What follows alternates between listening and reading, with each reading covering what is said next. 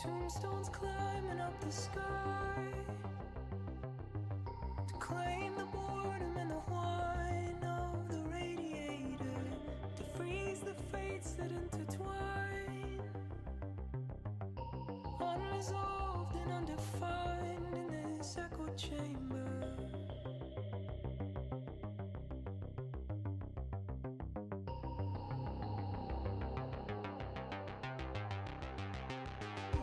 Once you've given up the ghost,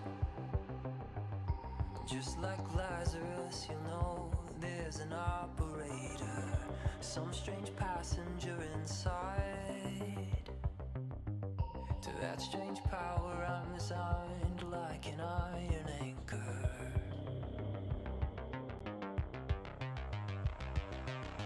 I'm just a ghost in your stereo, the fading memory of a shipwreck in the undertow.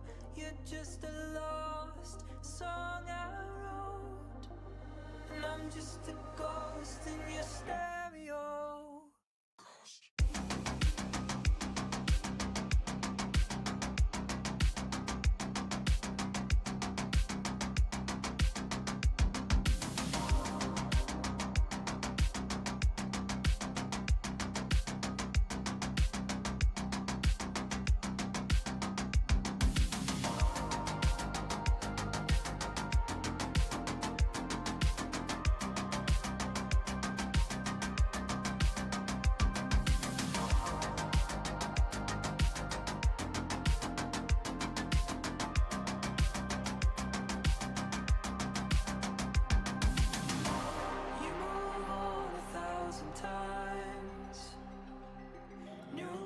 Shadows on the blinds, your heart's a mercenary, but like a dancer on the wire,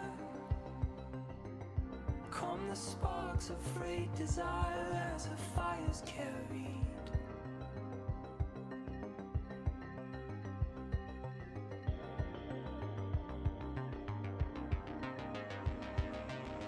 I'm just a ghost in your stereo,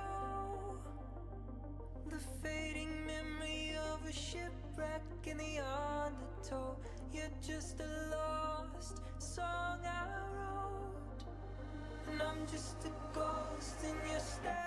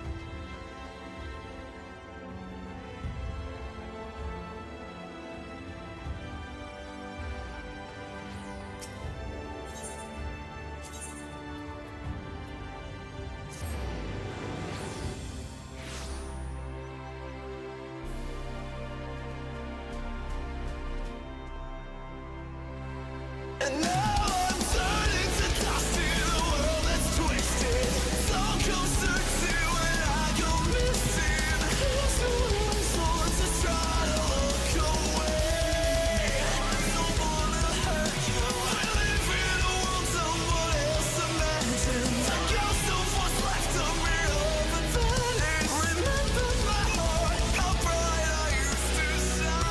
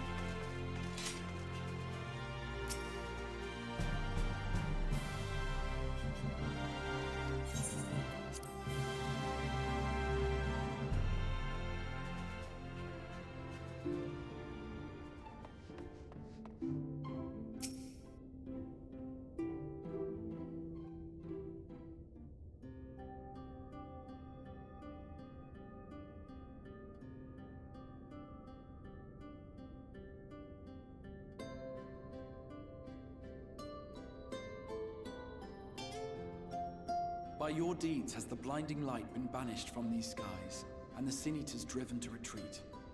Although our many hurts will be years in the mending, I have faith that this world and her people will one day be whole once more. With no rejoining in prospect, the Source need no longer fear the coming of an 8th umbral calamity.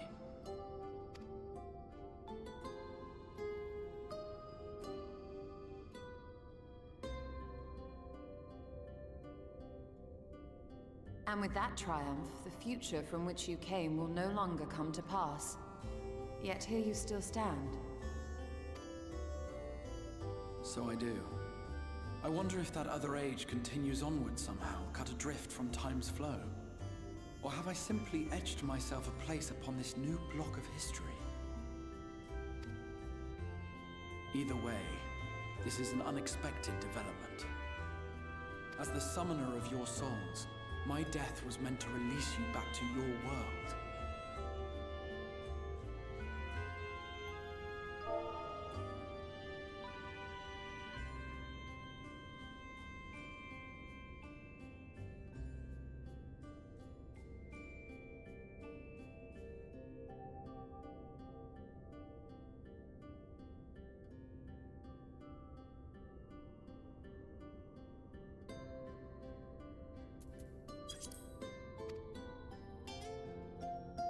Yet I am very much alive, and you are still stuck here in the First.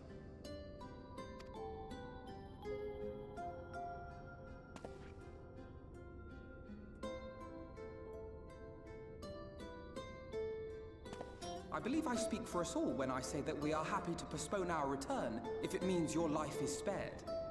We will seek out another way.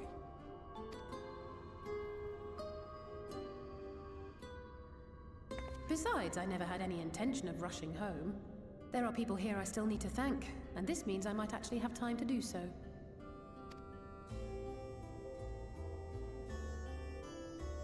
Yet we dare not neglect our comrades in the Source. Mistress Tataru, to name but one, will be most anxious to know how things stand with us. So, you'll just have to make the journey alone for the moment. Be sure and give a full report to our fellow Scions, will you? Oh, and we'd also appreciate any news you can bring us from back.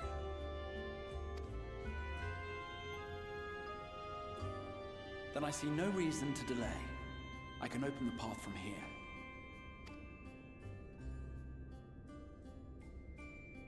I imagine we each have matters demanding our attention, so let this be a farewell for us all.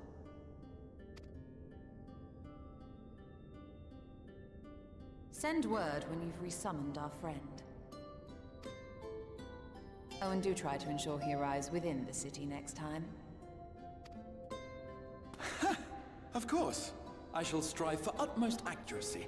No strange forests or unplanned passengers, I promise.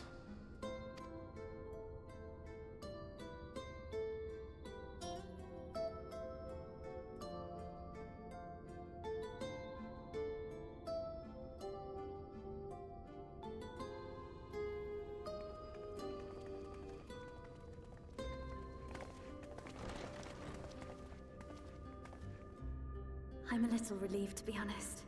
I would have been terribly lonely if everyone had suddenly disappeared.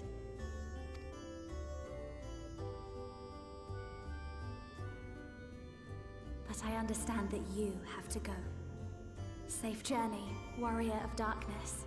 I hope to see you again soon.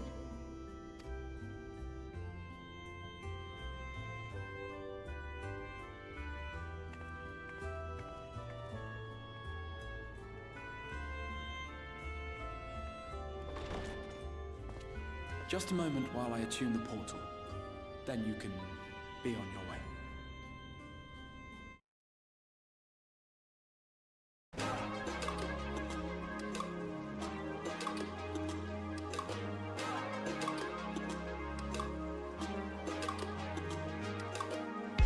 Take off your armor, friend of mine. I have no arrows, but I got time. All your sorrow keeps you glued to your seat. Can we get you out of your head and into your feet? And it's not that the rest of us don't have the blues. It's just that some dance partners need a dance partner too. Is that you?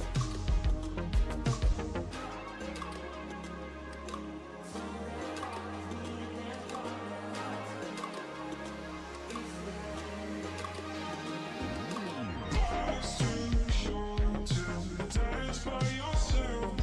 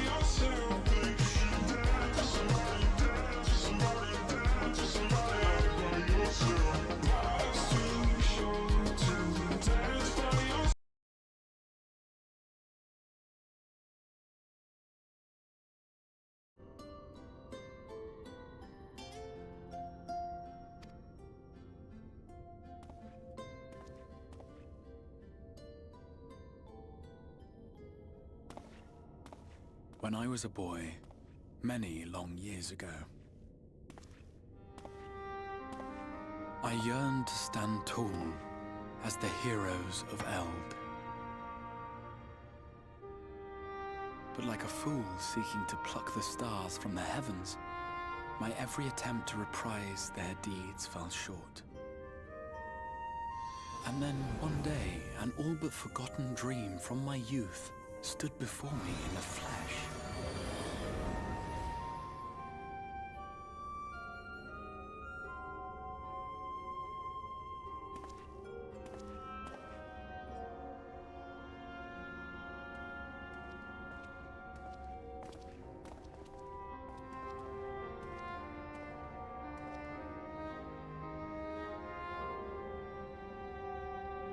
A hero who looked at the horizon and beyond and saw I knew not what. All I knew was that I would give anything to stand at that hero's side.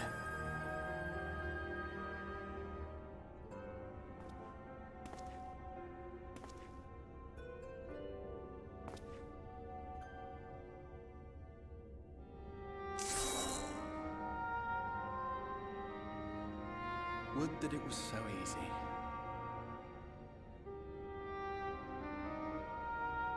The glory of the heavens was ever beyond the grasp of those who never thought to reach for it. But if I have gained anything from all of this, it is the courage to stretch out my hand.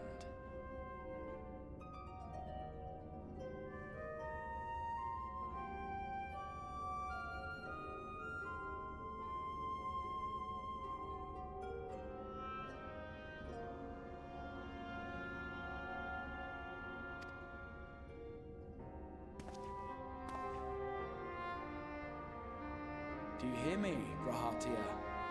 This is no time for sleeping.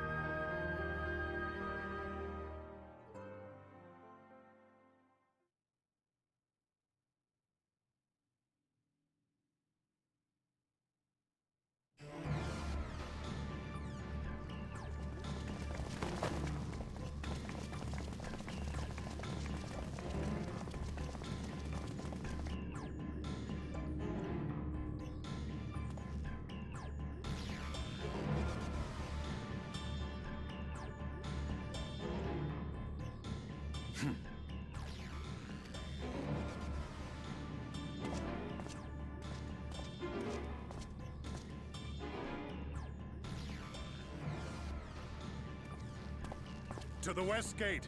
I want to know what's happening there.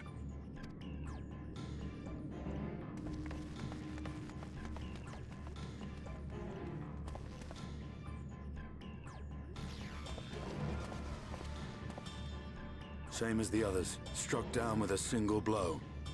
An unfortunate day to draw guard duty.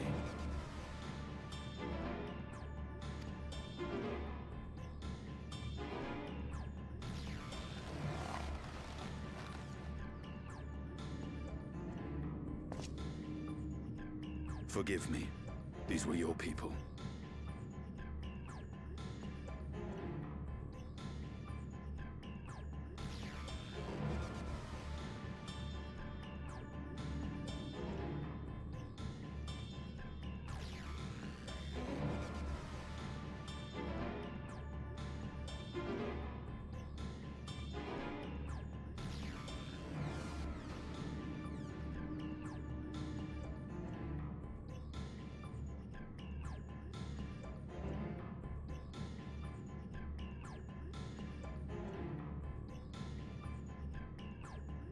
Pet you on the head. I pet you on the head, I let you know that everything is fine.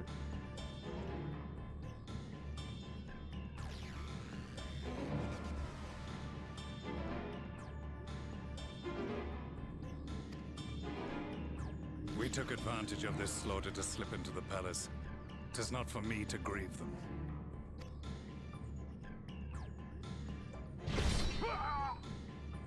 That was the Emperor! Wait! Oh.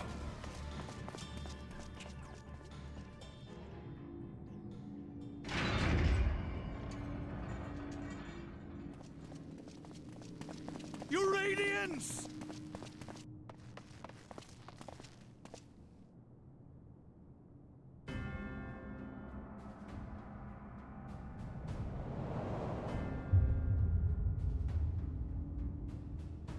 Gaius, you've missed your part in this, I'm afraid.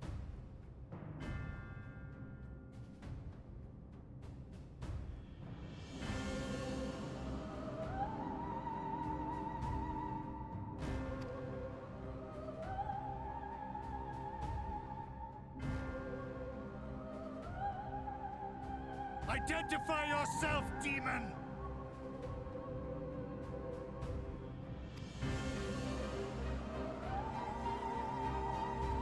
You were hoping for the Ascian. The Craven shed this skin and fled, rather than face me. A pity. I was looking forward to crossing blades with myself.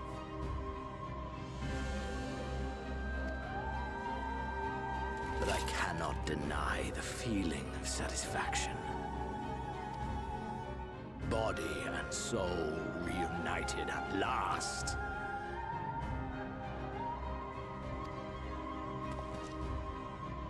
What now? The game continues, but the pieces have changed. Only if we trust in Paragon's words. A mistake I do not intend to repeat. Gaius! He speaks the truth. Elidibus is gone. Tore a hole into the rift.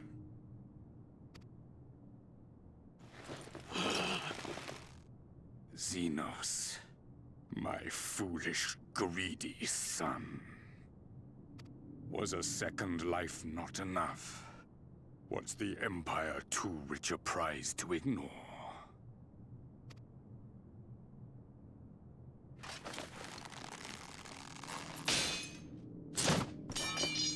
True freedom for our nation, our people, will never be won by a spoiled princeling.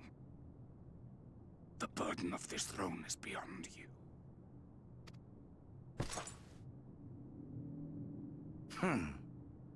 'Tis you, father, who have struggled with this burden. Simply holding the Empire together has occupied your limited faculties.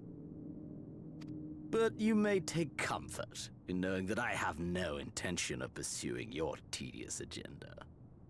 Nor am I interested in ruling over the Empire's lands. I came only to remove that which ruins my sport.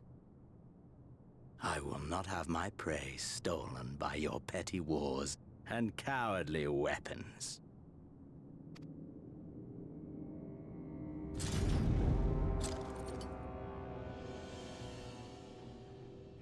You would kill me just for that.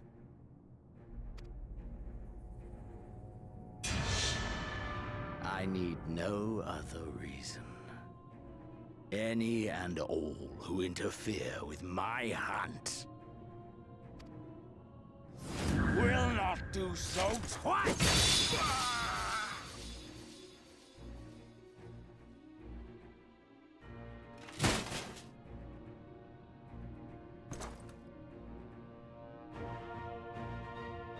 I heard the Ascians speak of Zodiac, an Eidolon. Even the will of this star is but a construct of our own making. We shall gorge upon their strength, and then, my friend, our contest shall begin anew. Xenos!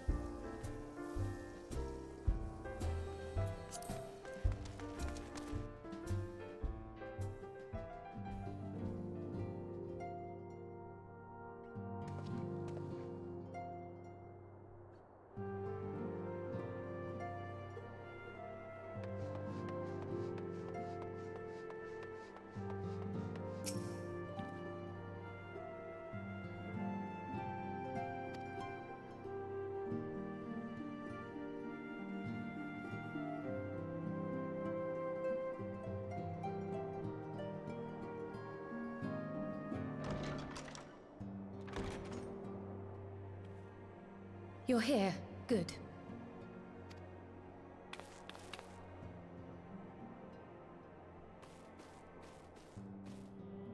So, how are they? Still locked in slumber, but otherwise in good physical health. For the present, at least.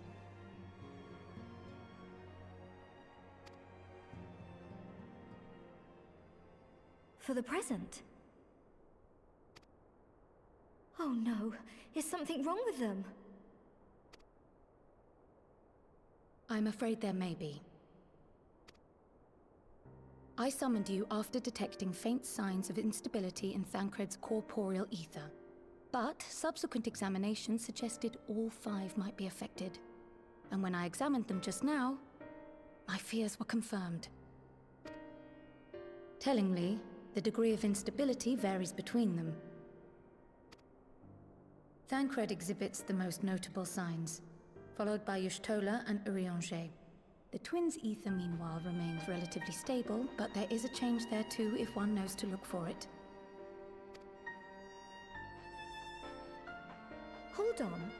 Isn't that the order they were called away in? Indeed. Which leads me to believe the instability will only increase with time. Though I can but speculate, I fear this may be a symptom of a weakening link between body and soul.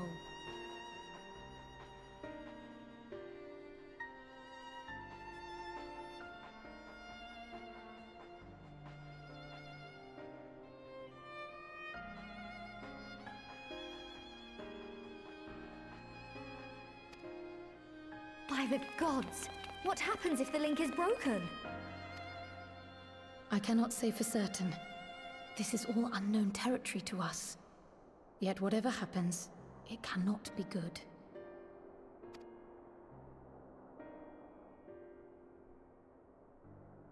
Mercifully, the instability is still only slight. And you may rest assured Master Matoya and I will do everything in our power to keep it from worsening. Be that as it may, it is imperative that you find a way to restore our friends' souls to their bodies.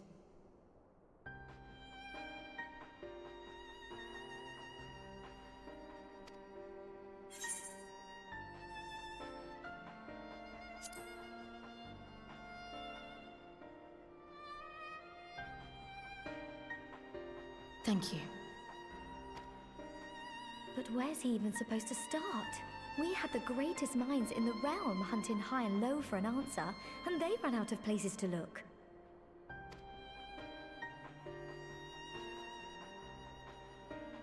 You stated in your report that the Exarch had originally intended to reverse the summoning process by means of his own death, correct?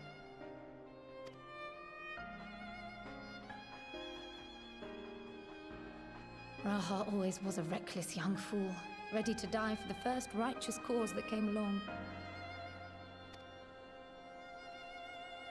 His plan might well have worked, but I, for one, am glad he never had the opportunity to see it through. Even if it does mean our friends must remain stranded a while longer. There is another way, I am sure of it. And the key lies with him, with the Exarch. Pray return to the First and apprise him and the others of the situation. We, meanwhile, will do what we can from here. And, if the fates are kind, we will have good news to share upon your return.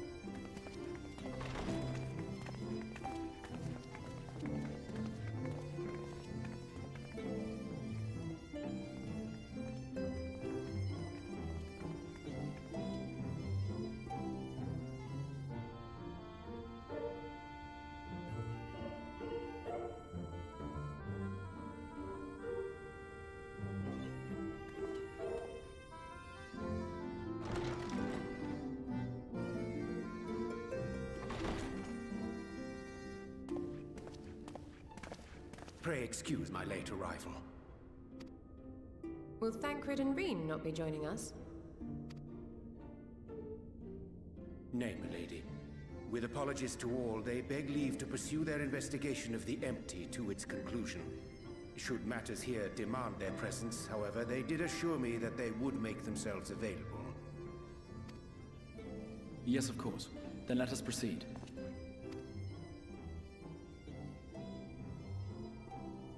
I think it best that you begin by providing a summary of Mistress Kryle's findings.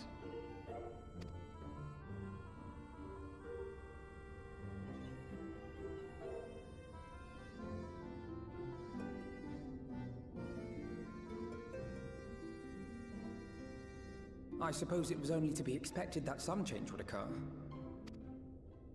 Yet our souls seem unaffected, to my eye at least. How long they will remain so is another question. Kryle is right. It is imperative we find a way to return to the source. Perhaps an explanation of the method by which I brought you here will yield some inspiration. Ere I begin, it must be noted that I am by no means a gifted mage. In order to employ powerful magics, I must rely upon the Crystal Tower and its boundless reservoirs of energy. The magic that summoned you was no exception. It is a singular spell, adapted through painstaking effort from the technique that transported me to the First. To use an analogy, it works by cutting a hole in the fabric of reality. A hole tailored to the object of summoning, through which it and it alone may pass unscathed. Though I succeeded in creating said hole, I failed to latch onto my intended target. Instead of you, the spell found those close to you, and ended up summoning them in their incomplete state.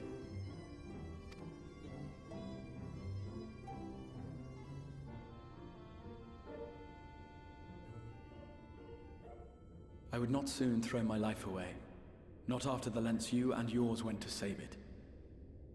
And now I'm turning to dust in a world that's twisted. So closer to when I go missing. Here's one sword to try to look away. Don't wanna hurt you. We live in a world someone else imagines. A ghost of what's left of me overvanished. Remember my heart, how bright I used to shine.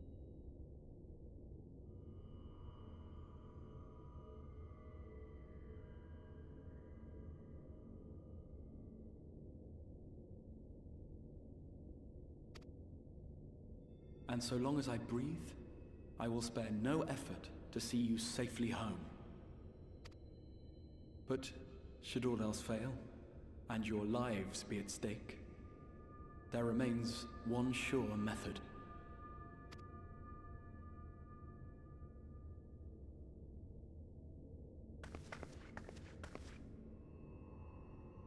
Ow! What was that for? I'm turning to dust in a world that's twisted. So closer to when I go missing. Here's one sword to try to look away. Don't wanna hurt you. We live in a world someone else imagines. A ghost of what's left of me overvanished. Remember my heart, how bright I used to shine.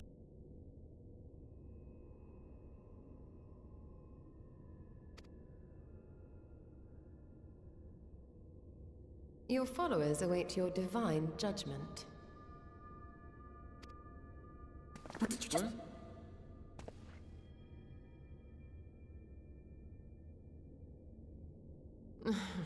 If the two of you have finished, perhaps we could return to our discussion?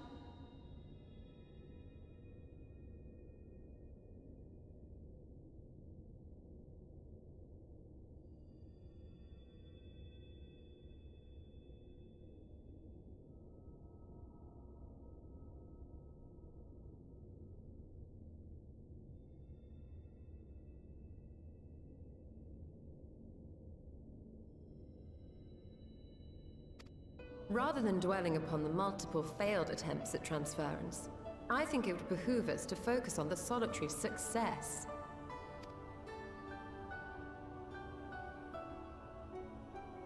I would draw your attention to the fact that our friend can travel between worlds possessed not only of his body and soul, but his personal effects besides.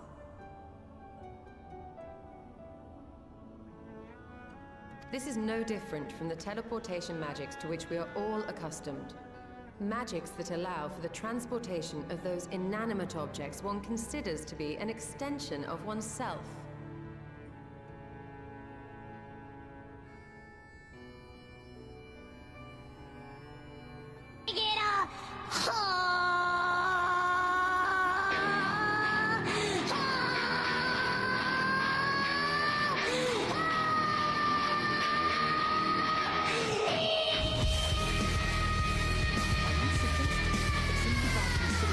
Possessions, he could carry our souls back to the source upon his person.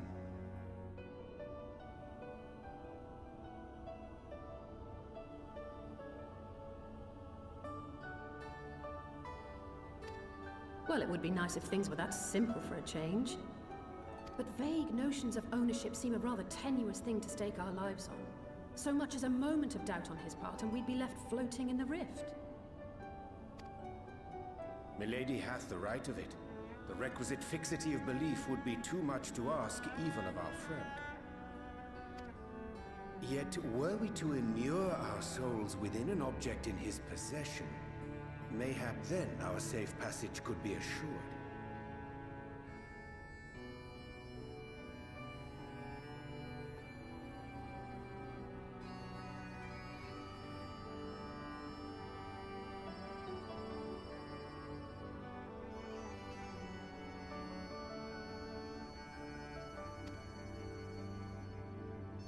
White auricite would, I believe, serve as a suitable vessel for this purpose. It was conceived to imprison the massy soul of an Ascian, and should house one of ours with relative ease. We would need only to ensure our soul's safe preservation inside the stone, and identify a means by which they might be transferred back unto our vacant bodies. Soul preservation and transference. I believe I know of someone who may be able to assist us. On the far shore of the source, there stands a great palace built by the elves. It was forsaken in the wake of the flood, but a certain Numo chose to make their home there soon after. Though they have long lived as a recluse, they once occupied a place of honor in Verbert's royal court, and it is said that none in all of Norvrand is more knowledgeable than they on matters of the soul. Well, I've no objection to seeking a helping hand, but if they've gone to such lengths to hide themselves away from the world, what makes you think they'd be willing to lend us one? A worthy question. Years ago, I myself tried and failed to solicit their cooperation in the battle against the Sin Eaters. No sooner had I begun to make my plea than they unleashed a swarm of their familiars upon me. Unlike me, however, you have curried favor with the Fae Folk. By that merit alone, I am hopeful that they would grant you an audience. They may still be inclined to turn you away, of course, but if their knowledge might feasibly facilitate your return home, we have to try.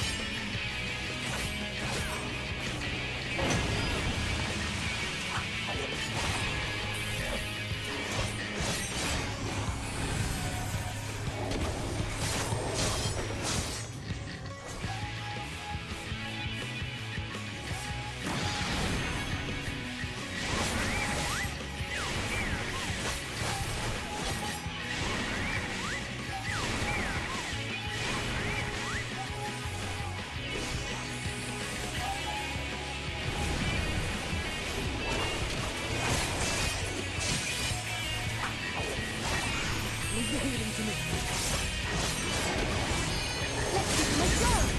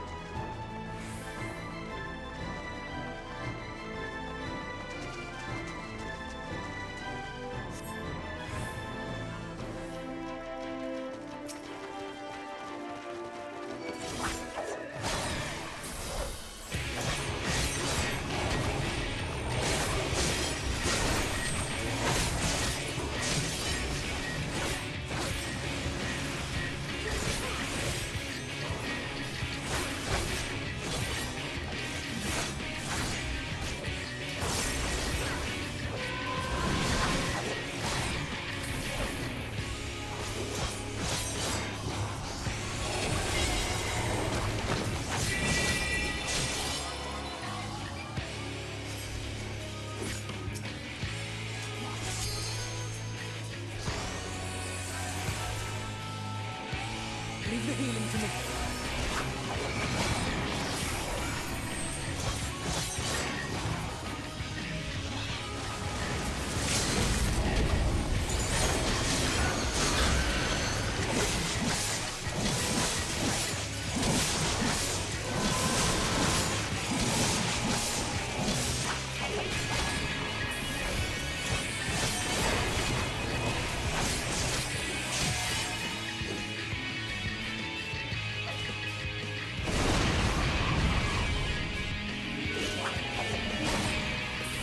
Boot to the head.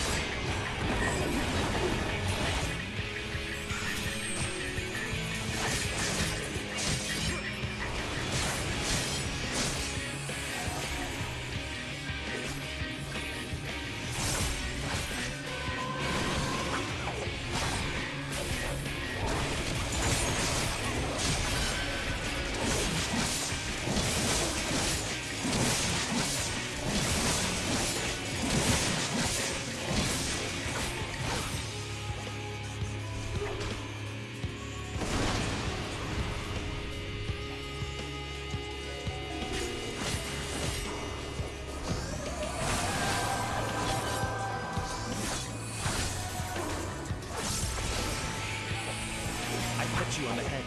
I pet you on the head, I let you know that everything is fine.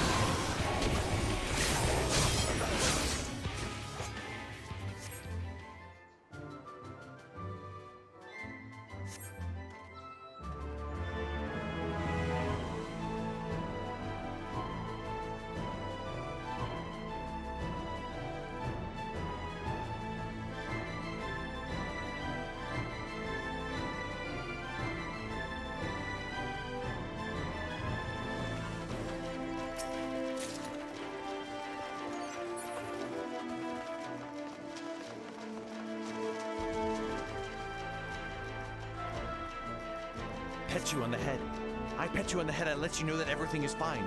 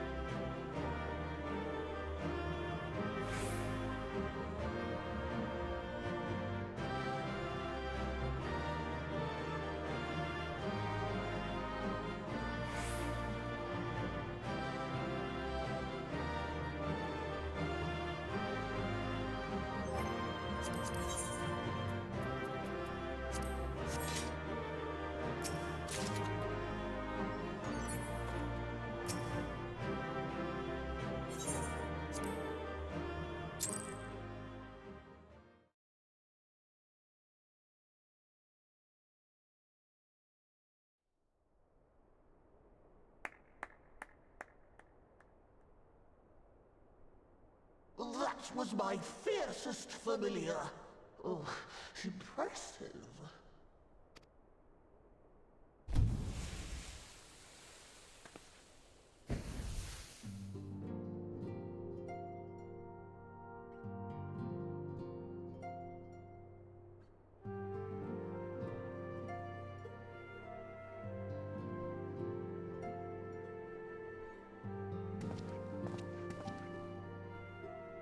Backlogue, 'tis good to see you again after all these years.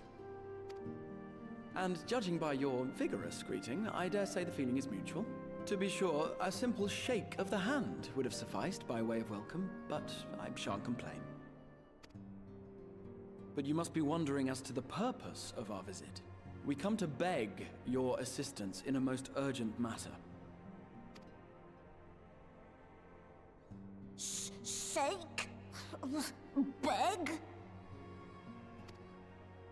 Our comrades' very souls are in danger. If we are to save them, we will need the benefit of your unsurpassed knowledge on the matter. Please, will you not sit and hear our plea? Oh, how dare you! How dare you speak thus in my presence! It was to escape such words of temptation that I hid myself from the world of men. You are sinners, one and all, and I swore never again to have any part in your affairs. I can only imagine what terrible events forced you into a life of seclusion. But I know that the Numo are a good and noble folk. It is not in your nature to turn a blind eye to the plight of those around you.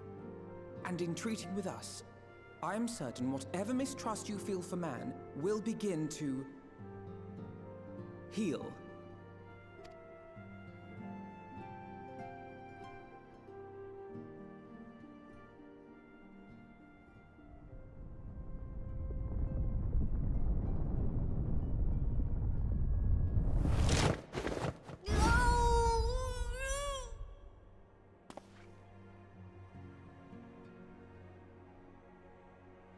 If you will not be satisfied, I suppose I could listen. After all, there's no harm in just...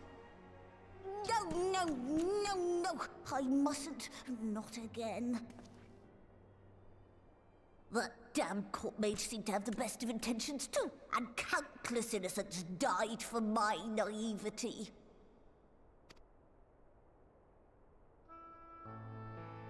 Oh, you know not what you ask of me, what horrors my knowledge has wrought.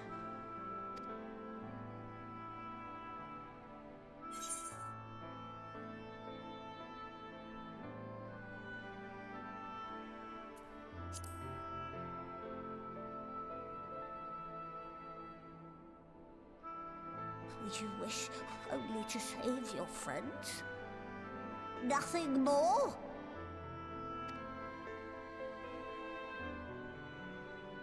Do you swear it?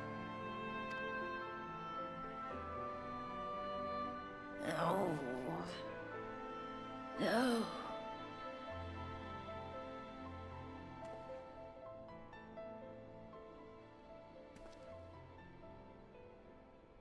Oh, very well.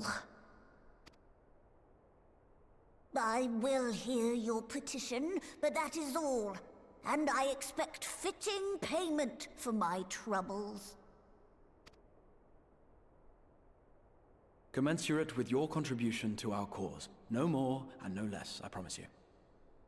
With that settled, might I impose upon you to join us at the Crystarium? I'm afraid the nature of my friend's predicament calls for absolute secrecy.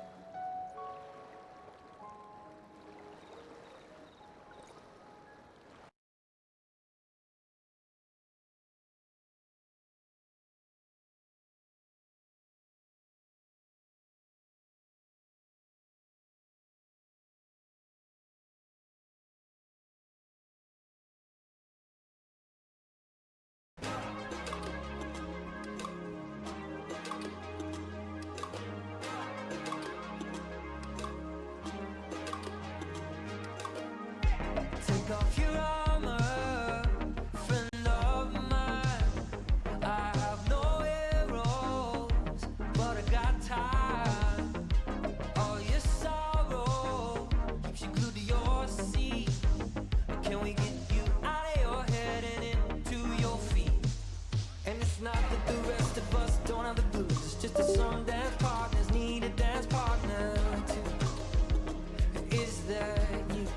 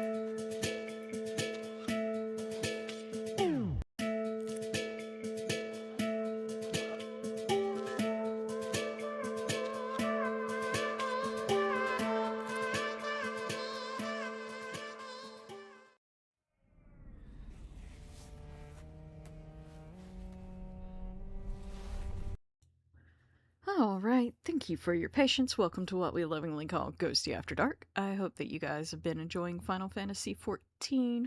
We are on the road to Dawntrail, though we're probably going to have to soon change that name to Road to Evercold. Since that's the next expansion coming out in January.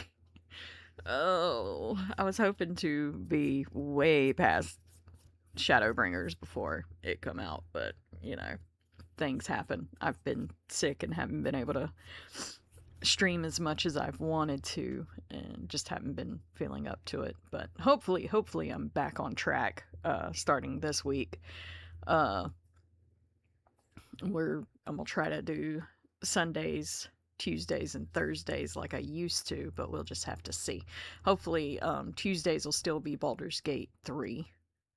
As late as your streams start, it's usually Ghosty After Dark from the start. Ha ha ha ha ha. Look, Nightwing come up with that name for the After 12 segment. Yeah, it's way dark by the time I start streaming. Oh, but yeah. Let's see. We'll get back into the game because I don't see any redeems for anything. Oh. Okay. Whee! Alright.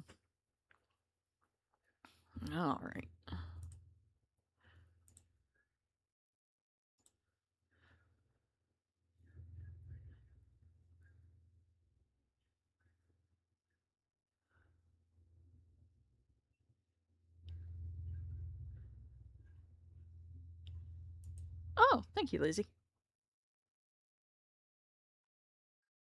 What's the next 2 months gonna look like? I have no earthly idea. Oh, you did a 3 Oracle card. Okay. There's a new thing, Lizzie. I have a new Oracle deck. It's called Haunts.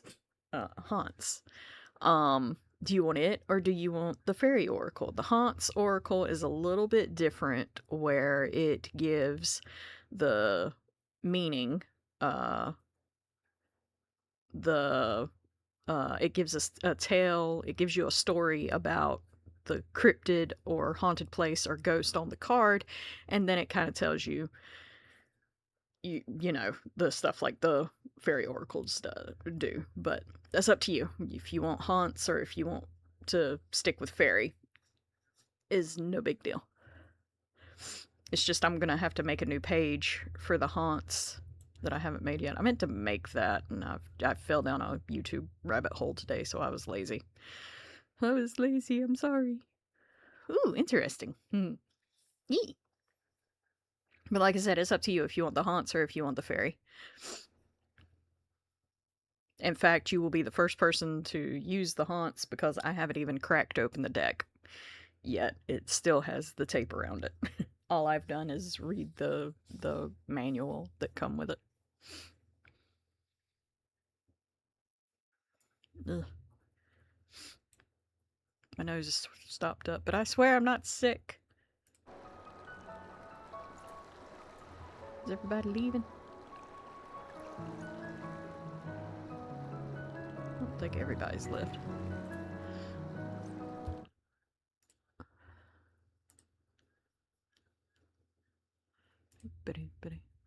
But thank you for the clock thing too. That's pretty nice. I like that. I might have to look into that. I pet you on the head. I pet you on the head. I let you know that everything is fine. Thank you for the hydrate, Lizzie. You didn't tell me which ones you wanted.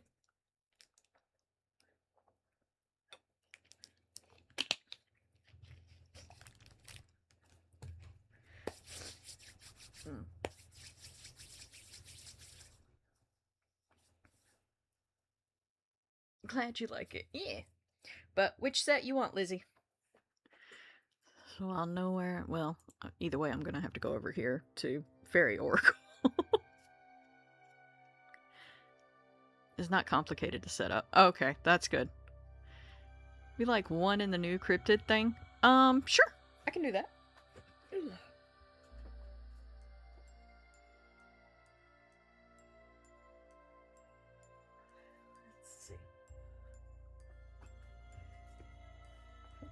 or like whatever you're feeling. Like, what are the cards telling you? I'll do two fairy and then one from the cryptid haunts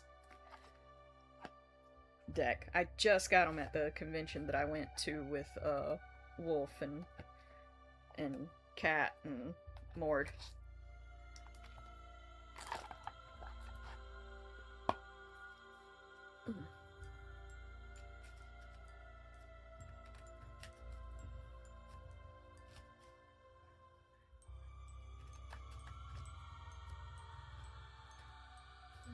Let's see. Said, what's the next 2 months hold? See what we get here.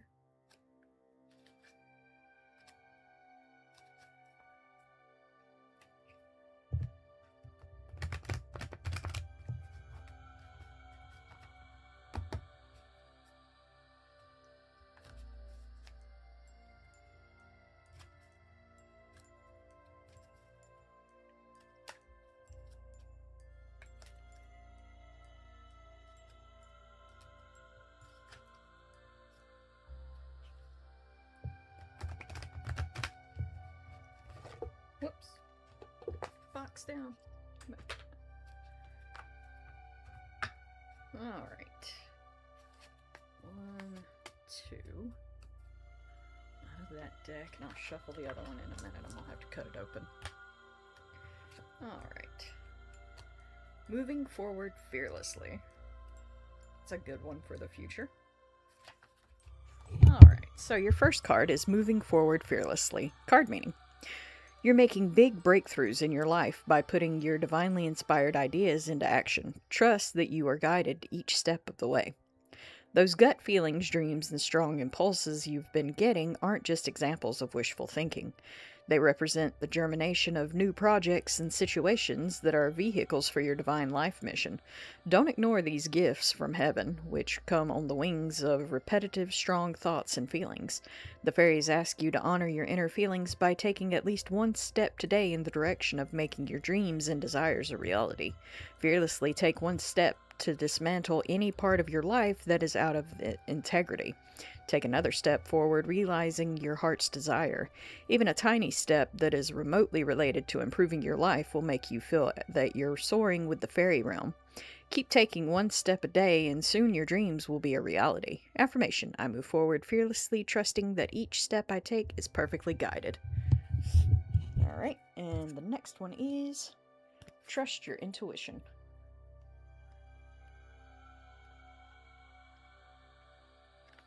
Alright. Card meaning. It is safe for you to follow your heart's guidance. You know deep down what to do. This card asks you to trust and follow this inner intelligence. Has your inner guidance been trying to get your attention lately? Perhaps a gut feeling is tugging at you like a seeing eye dog. An inner voice has been screaming at you, or you've had dreams charged with profound emotions and symbolism lately. By drawing this card, you're being urged to pay careful attention to these various forms of intuition. Now is not the time to ignore these messages or procrastinate. Trust this inner wisdom just as you would if it come from a respected teacher. Know that you aren't imagining the guidance. Its powerful and repetitive voice is a sign that you are truly getting clear and trustworthy messages that are worth following. Affirmation: I trust and follow my feelings and thoughts without question or delay. Alright, so that's your 2 out of the fairy deck. Let's see. Oh. Let me see. Get the book out. And the cards. Like I said, these, I haven't even opened these yet. Oh, I need my knife. I thought I was going to have to get my knife. Let's see.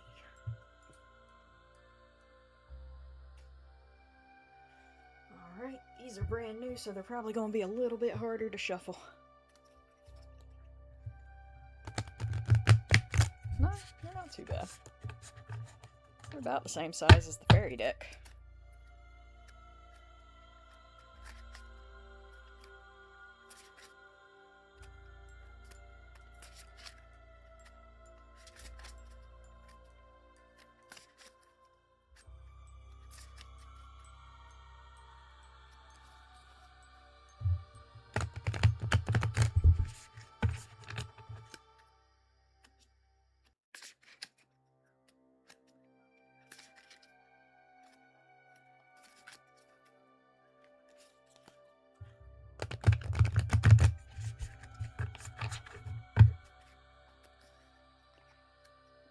want to stick together. Nah. Huh. The furnaces. Heat and pressure. Alright, let's see what that means.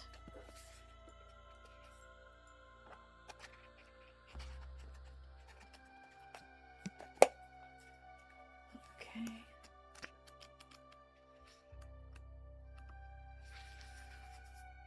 Okay, so this is the furnaces. Heat, pressure, and creation.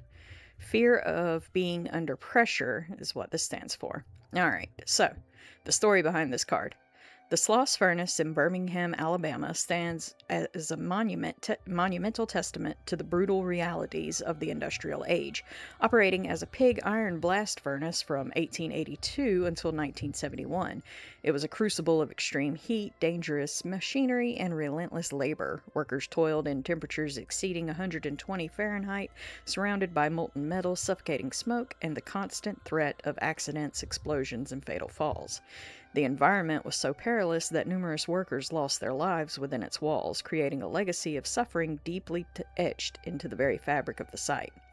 Today, Sloss Furnace is preserved as a National Historic Landmark, but its dark past has also cemented its reputation as one of America's most intensely haunted locations, with countless reports of apparitions, disembodied voices, and unexplained phenomena attributed to its deceased laborers.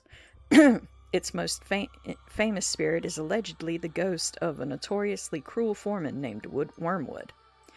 The pervasive tales of hauntings at Sloss Furnace, with its lingering spirits of its tormented workers, serve as a reminder of the unimaginable pressure and danger that many people face daily in their jobs.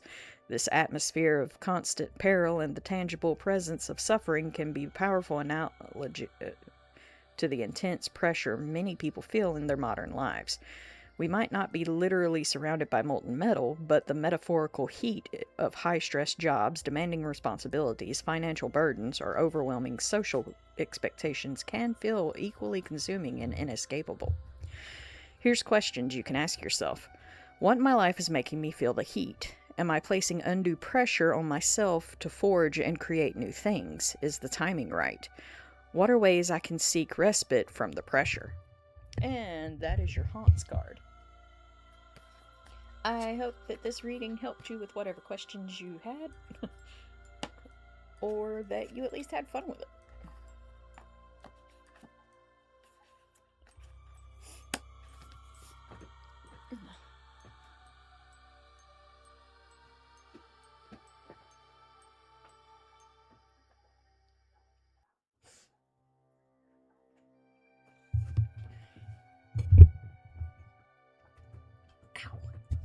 If I can get my chair fixed back. Alright.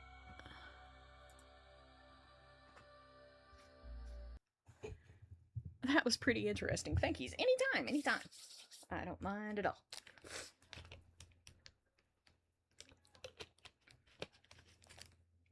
Alrighty, back to the game. Well, give me just a moment.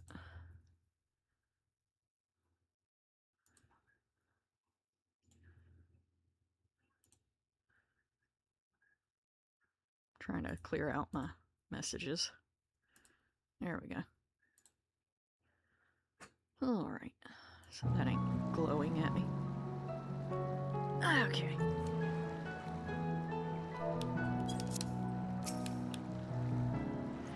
There you are. The others have gone ahead to the Crystal Tower with begged Lug. For the record, I truly wish we hadn't had to resort to using such words when treating with him.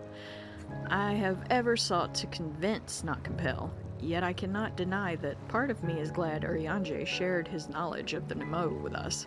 Had he not, Beglug wouldn't be here. Speaking of whom, we should hurry. To keep our guest waiting would only add insult to injury.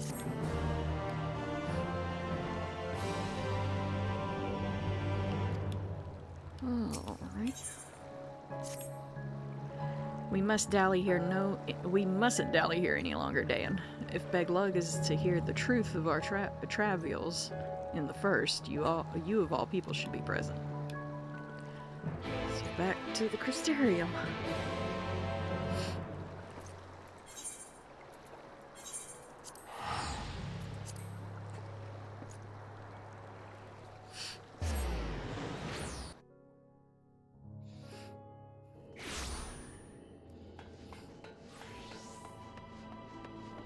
I don't know why I'm running when I can teleport.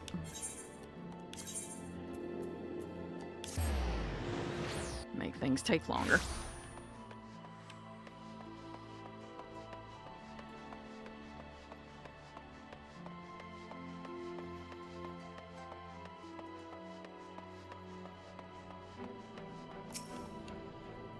Do you have business at the yeah, I do. Let me in.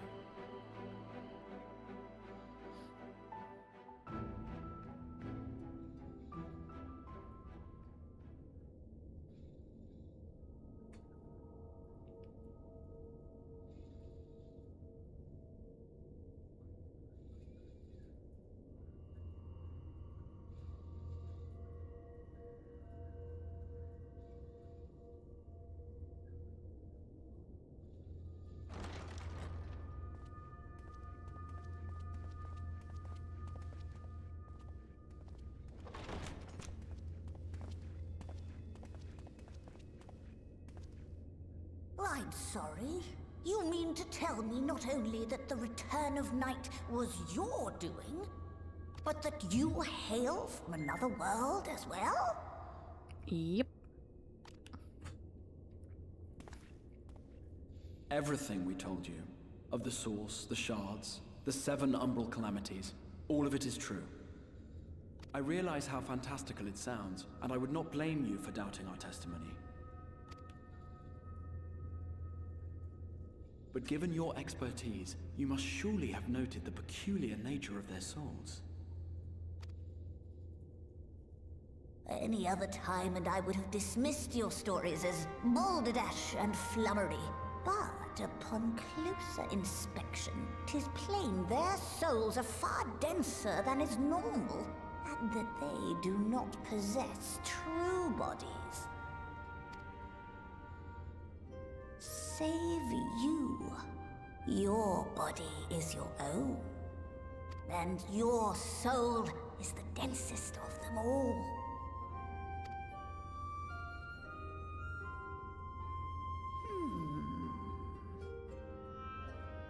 As I said before, were it not for their heroism, the skies over Norvrant would still be awash with light, the realm yet at the mercy of FFXIV and the Sin Eaters.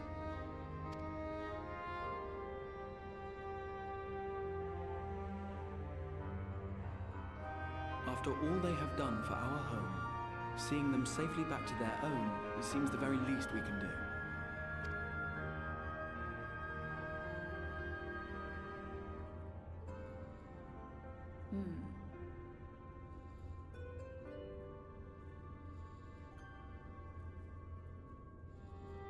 Your tale is intriguing. Yes, very intriguing indeed. Simply to hear it is fitting payment in itself. As for your friends, I can but agree. Their valorous deeds on behalf of Norvrant are deserving of recognition, of their own fitting payment. You will help us then? I will. I would see my knowledge put to good use for a change. I do have one condition, however. I am not the spry young Numo I once was. As such, I will require assistance in my fieldwork and testing. It would be our pleasure. We'll be laboring for our own benefit after all.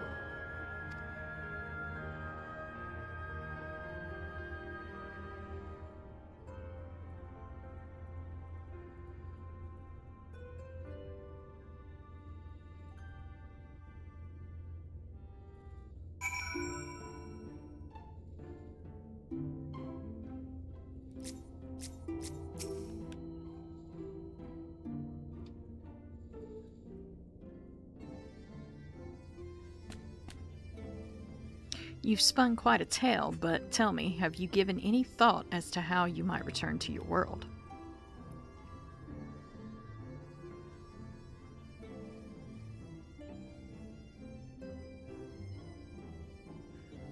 White ore site, you say? An intriguing proposition, but one which fails to account for the present state of your souls. They've become highly charged, likely as a consequence of having maintained tangible forms for so long. In such an energetic, unstable state, there's no telling what may happen to their souls within the Orsite. They could very well become immutable in transference, never to be restored to their bodies. Then, would it be possible to force our souls into a state of dormancy prior to transference? In theory, yes, but the soul is not a candle to be snuffed out and relit on a whim. Well, that sounds ominous. What exactly would rendering our souls dormant entail? In order to maintain a corporeal form, your souls constantly draw aether from the surroundings. This process must be halted and the resulting surfeit of aether removed. Your minds would ultimately be separated from these faux bodies of yours, rendering you incapable of interacting with the world around you. A cruel fate under normal circumstances, but one which will be rectified upon your return home. Leaving lifeless husks, like those poor souls in the inn at Journey's Head, corrupted by the Sin Eaters, their aether made stagnant by the light.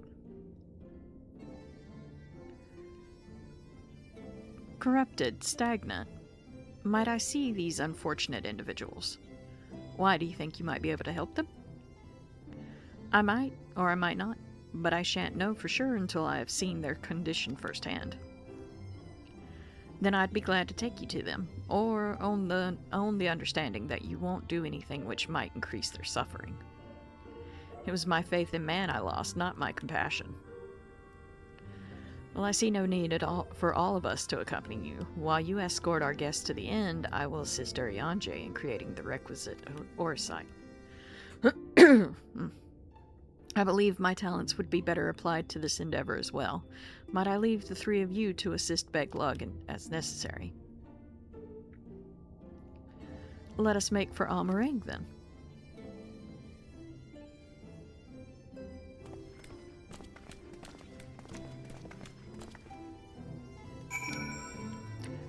Alrighty, Almerang it is.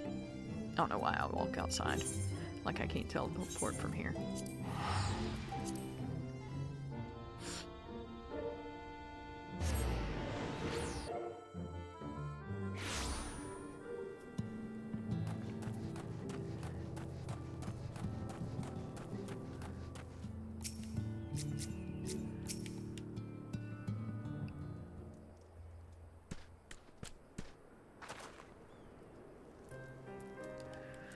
So this is Halric, is it?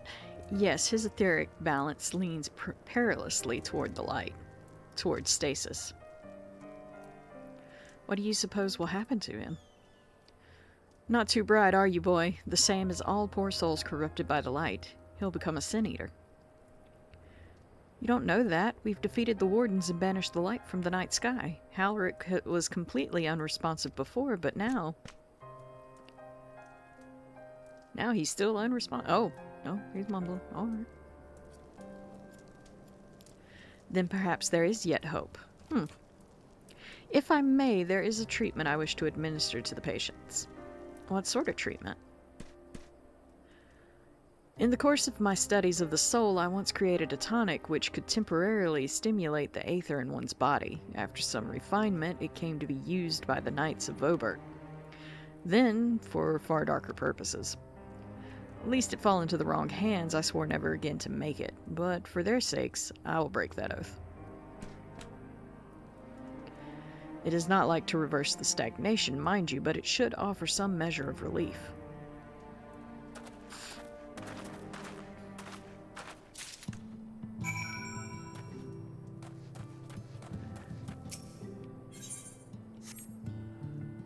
Soul tonic.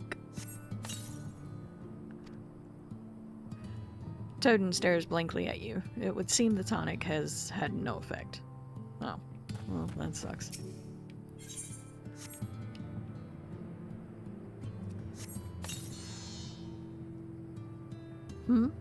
There's this warmth I feel in my chest. Oh, something happened.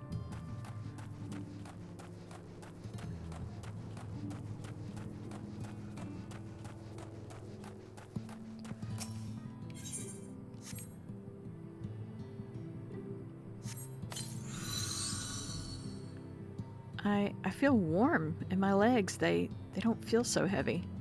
Ah, good.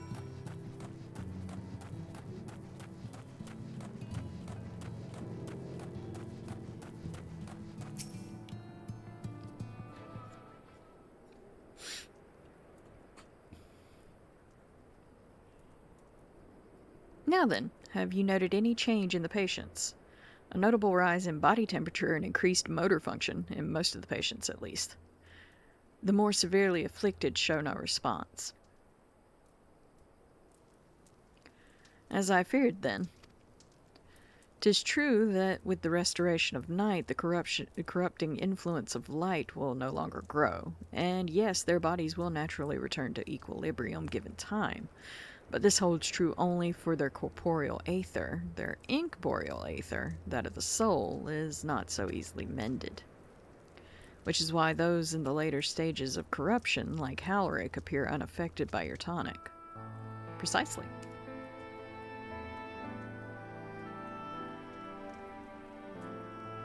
The boy's soul is too far gone, his mind held together by the finest of threads.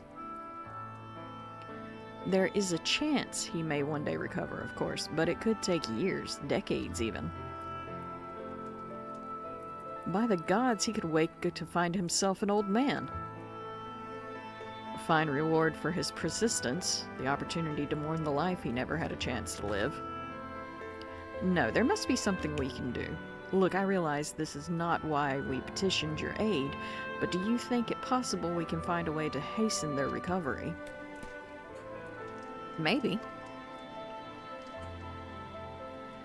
Nor do I think it impossible that in treating them we might learn something of relevance to your own predicament. Hey Ghosty, random thought, reference, Dan Zeus. Oh no. Now Thunderbringer's stuck in my head. Why?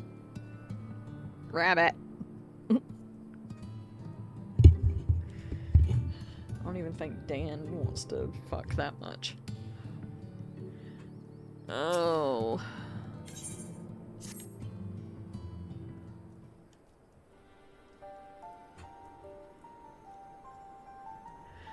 I suspect the Crystal Exarch has told you of my past, that I was once a mage of the royal court of Vogart, and that soulcraft was my field of study. I didn't even think it would bring Thunderbreaker.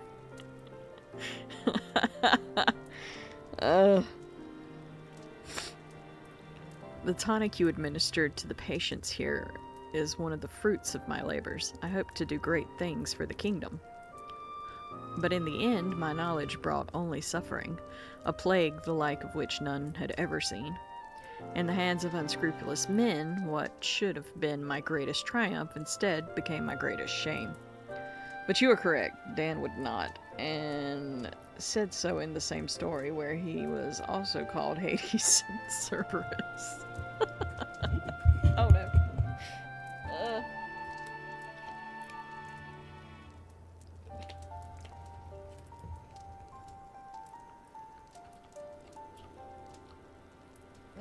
You're about to start.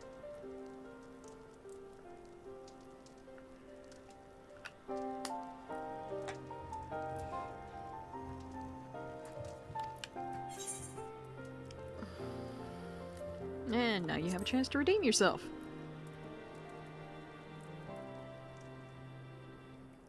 That I do, a comforting thought indeed.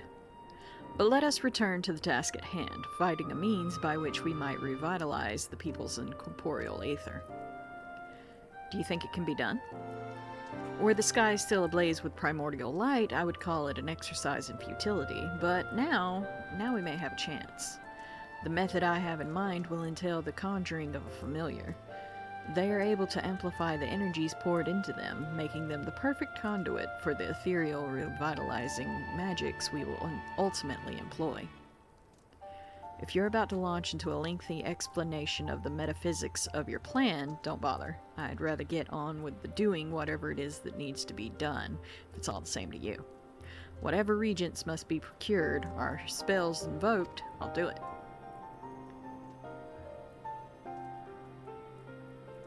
admire your spirit. Very well. Your first task will be to gather the necessary materials. The purest of waters and finest of clays, as well as a fey lantern brimming with pixie magic. If you're convinced the resulting familiar could help the patients, fine. Alphino, the water and clay will be simple enough, but I think you know what we'll have to do to get the lantern. You don't mean. The pixies took quite a liking to us before. If we humor them with our company, I'm sure they'll be willing to help us. Fine, we'll pay a visit to Ilmeg, though I never thought you would be the one to suggest going back there. I'm impressed you've been there at all, let alone befriended the Fey folk. Oh, while you're about it, seek out the Nemo of Plaini. They'll be able to supply you with water suitable for our needs. Right, let's get this over with, shall we? There still remains the matter of the clay. Might it prevail upon you to find it? Where are we gonna find clay? Clay from Amarang would likely be best. Know you of anyone who might be able to assist us? Well, there are scavengers at Mort Soak. Miners and twine, probably better. Ah, yes, they'll be able to point you in the right direction, I'm sure. While you and the twins are occupied, I will see if there's aught else I may learn of the stagnation which afflicts the people here. Alrighty. To twine we go. Haven't flown over that area yet. I haven't flown all over a lot of areas here. I ain't gonna do it now. Do it later. I won't remember to do it later, but I'll think about it.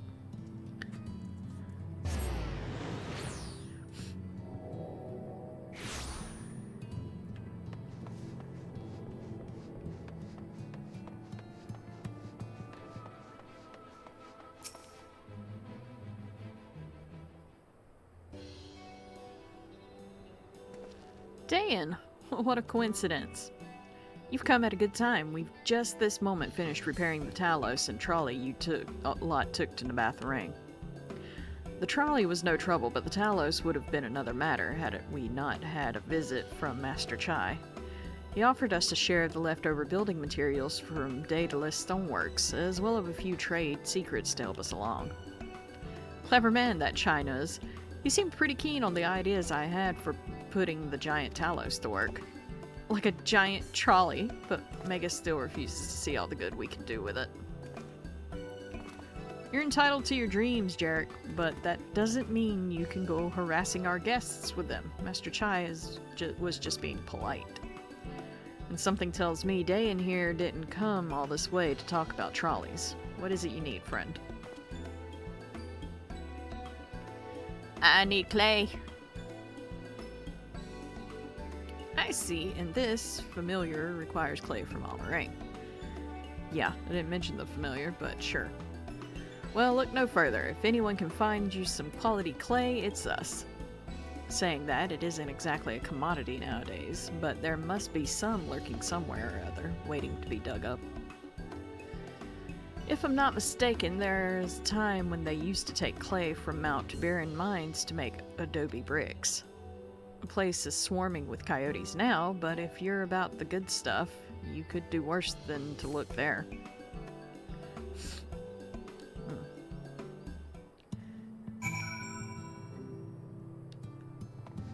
Alrighty.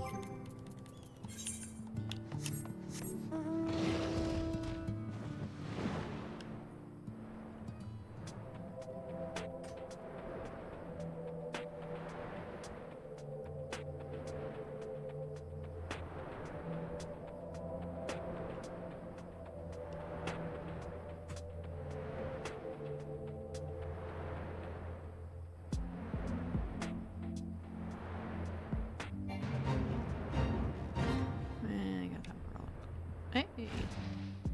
Whatever.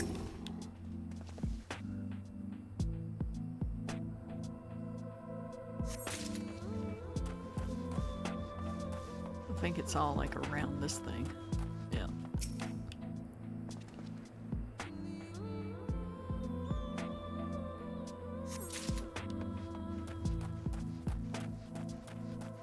Yep.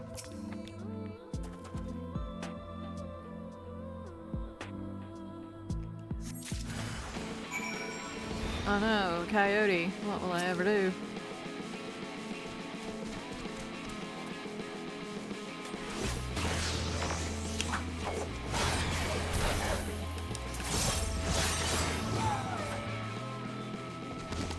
That was easy.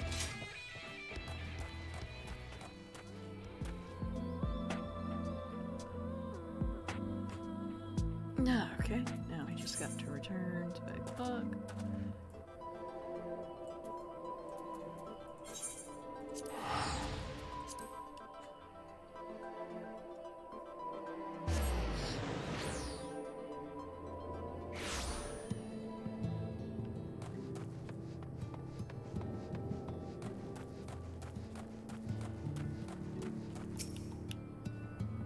The twins have returned, and in one piece at that. I was convinced the pixies would turn at least one of them into a garden ornament, but no. You have the clay, I take it.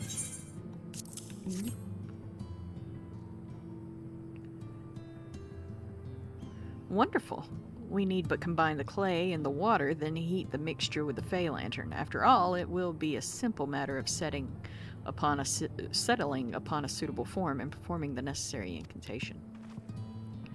Beglug, I have a question. In the event that we had need of this spell and you weren't around, would it be possible for another to perform the incantation? Assuming they possess the requisite skill, yes. Halric and the others have suffered so much, and I swore to do everything in my power to save them. If there's a chance this spell could do that, I'd be the one to invoke it. Mayhap you should be the one to do so. A deep understanding of the subject's physical state combined with a strong desire to help them can drastically increase the magic's effect, and you are plainly more familiar with these people than I. I dare say there are few in all of Norvrant who dedicated to finding a cure. Is that not so, Dan? Absolutely, she's the best woman for the job. I'll give it my all, for Halric, for Tesleen. Then we are all of a mind on the matter. Alize shall be the one to conjure the familiar.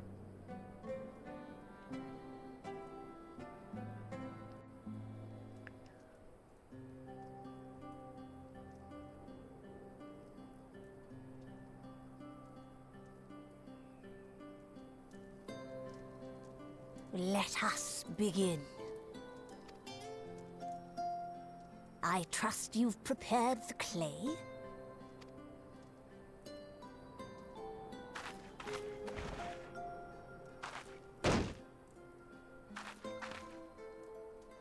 Very good. Now, I would have you sculpt for me a porksy. Plump, with floppy ears and a short curly tail.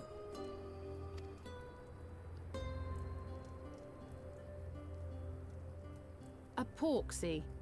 I think I know what you mean.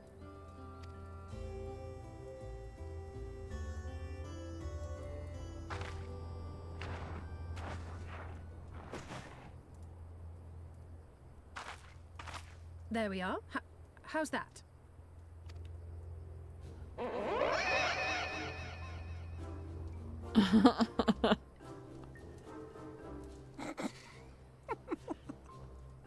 Well, it is certainly creative. There's no denying that.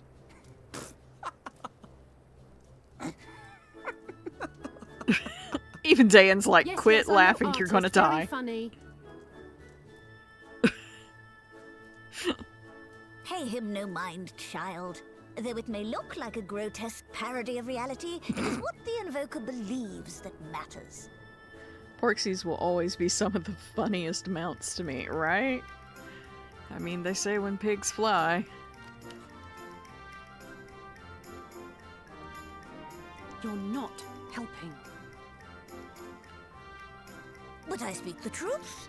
If successful, this incantation will turn imagination into reality. Which is why the only thing of import is what you believe this figure embodies. You must focus. Hold the Porksy's image steady in your mind's eye.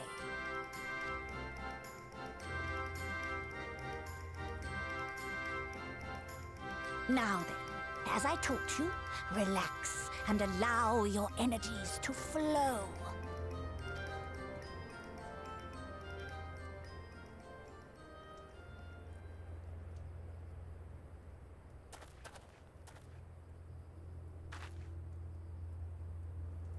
With flesh of clay I bid thee rise, on wings of dreams to touch the skies. What once was idle fantasy, I call forth to reality.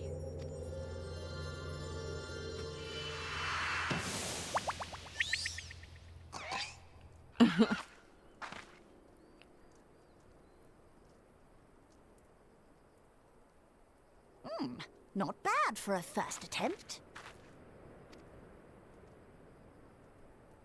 Now, let us see what can be done for young Halric.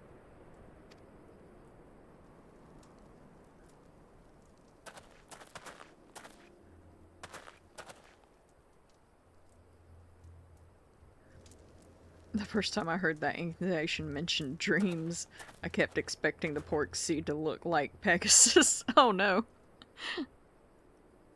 Through the operation of the magics you invoked to animate this familiar, it is now replete with the energies required to stir the boy's soul.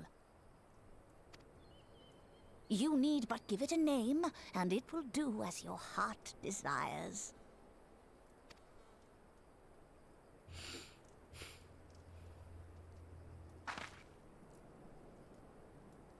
A name.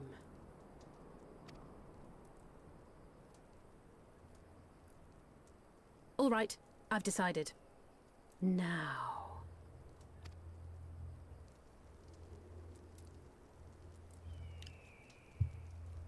Go, Angelo!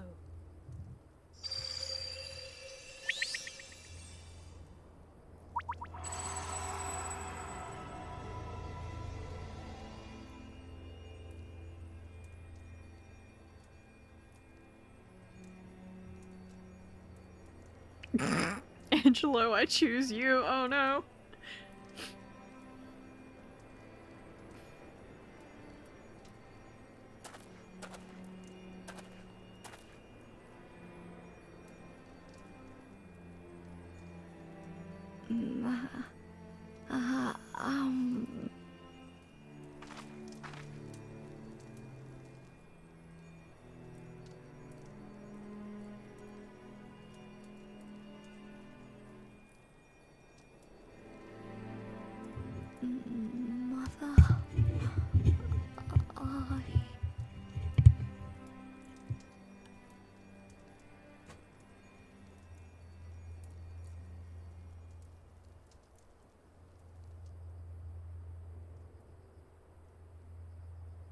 I'm not. It fell over.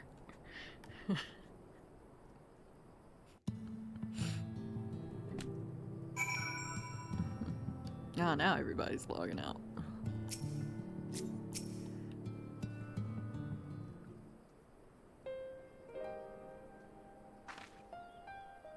How is he, Beglug? Did it work? I believe it did. You and your fledgling familiar have done well. If my eyes do not deceive, a hint of color has returned to his soul. Gods, I would jump for joy if I weren't so exhausted.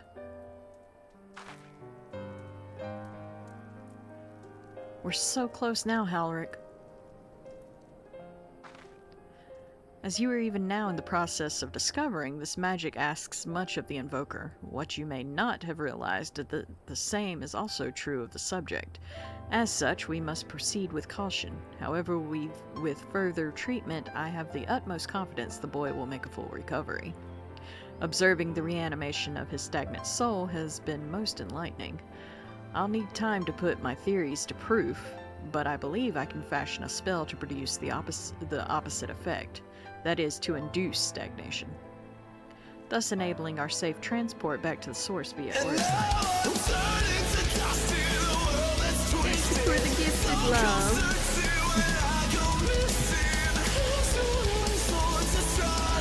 Morty, you've done it again. There's 37 gifted subs. Your generosity is a legendary RKO that keeps on giving. Not the RKO.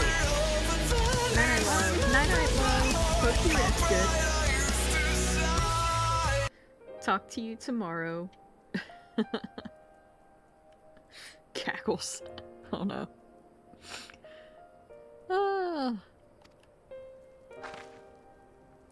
A thought occurred to me about this treatment. Beglug said when the soul is rendered dormant, the mind is separated from the body, that a person becomes incapable of interacting with the world around them. Does that not sound a lot like some of the tempered back in the source? Not really. It is the fate of most tempered to become slaves to primals, save in a handful of cases, or am I missing something? If I can master this technique, the art of revitalizing the soul, I know of at least one in the source who could desperately use such treatment. Gabu.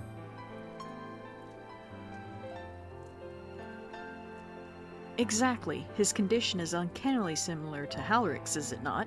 The only difference being that his soul was suffused with earth-aspected aether instead of light. It follows that if his soul is subject to the similar kind of stagnation, there may be a chance we can save him, right? Forgive me, but who is this Gabu fellow of whom you speak? Night-night, Sky. For your information, had more water. Mord really wants you to know that he had water tonight. I see. His condition does sound similar, yet there's much more about the soul that remains unknown, even to me. I say this not to discourage you, you understand, but to remind you that this is a delicate work we do here, work requiring patience. Of course, and as long as there is hope for the patients here, I will devote whatever time is needed to see this through. But I refuse to spend this time in idleness, if it's all the same to you. I'd like to stay here with Angelo and continue with the treatment.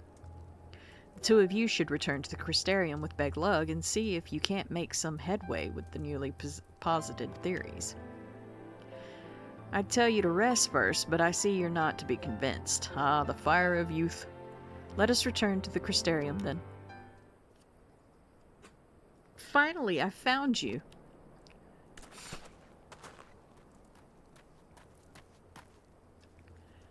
Kaishir, what are you doing all the way out here?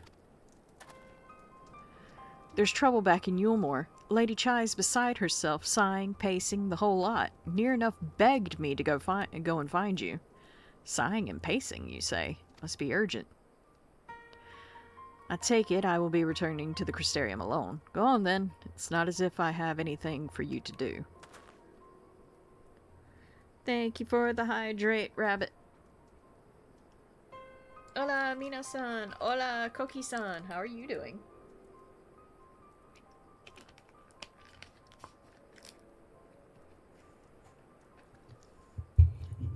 Thank you, Beglug.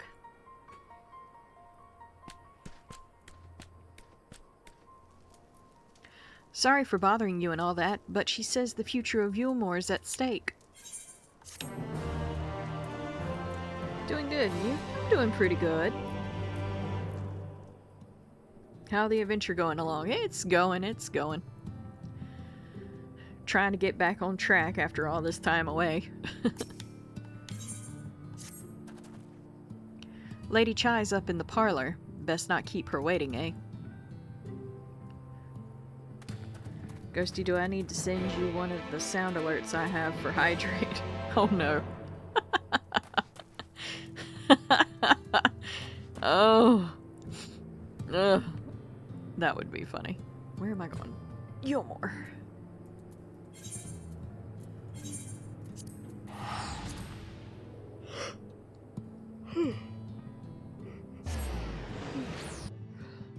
I have Fearless telling you to drink your fucking water.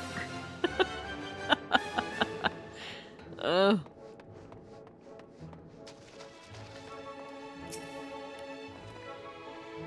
Well, not here seems out of the ordinary, though I do not see Lady Chai anywhere. Probably pacing around outside again, staring off into the distance and all that, sighing. Strange. Let's see if we can find her and discover the source of her distress.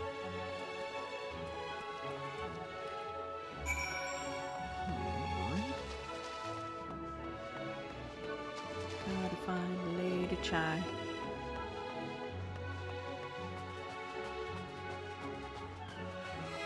There you are. That wasn't too hard.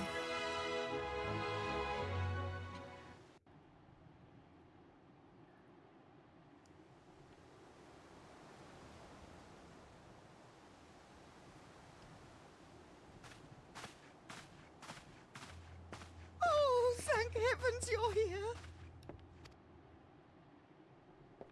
Lady Chai, whatever is the matter? I knew not where else to turn. Oh, this is all too much for my poor heart to bear alone. Alone? What of Master Chai? That is the very reason I summoned you. He's gone. I can do her voice better. Oh no. Oh. What? What happened?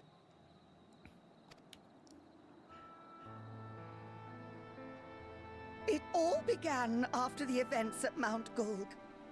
With Lord Vorthri out of the way, we all agreed that a new leader must be chosen.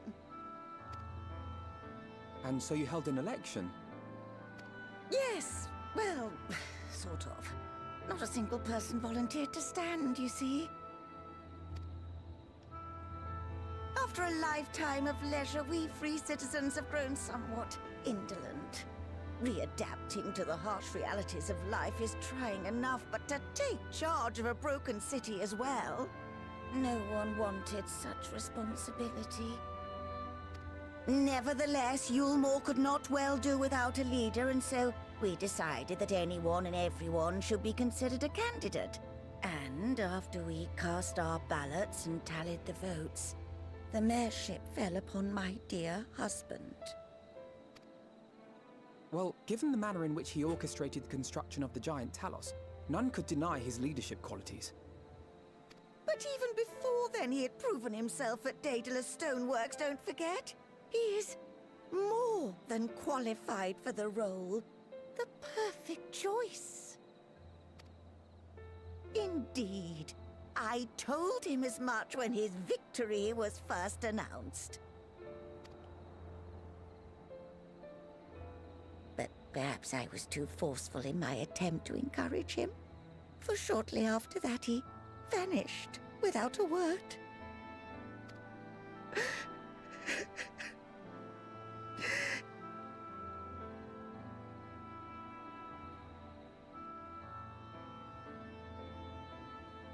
You believe he was so daunted by the burden of leadership that he felt compelled to flee?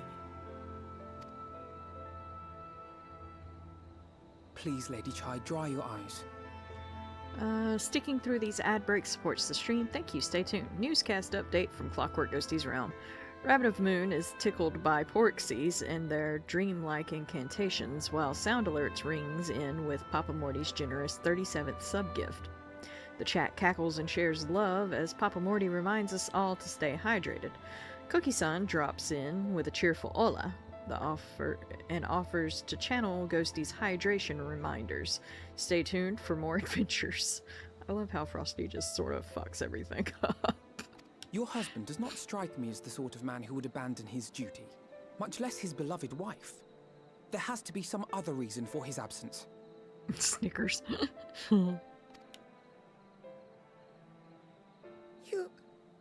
You truly think so?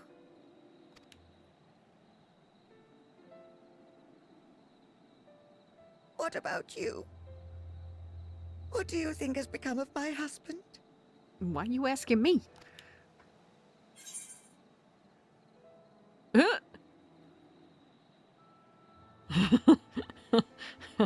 I'll behave. I don't know, but whatever it is, he won't have fled.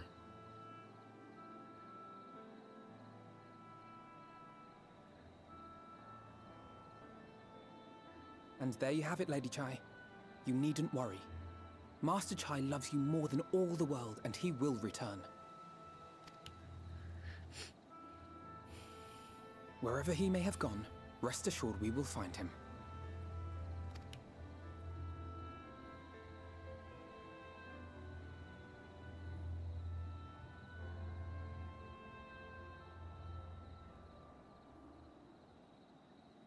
Thank you, my dear boy. You have set my mind at ease. I will trust in my husband and await his return.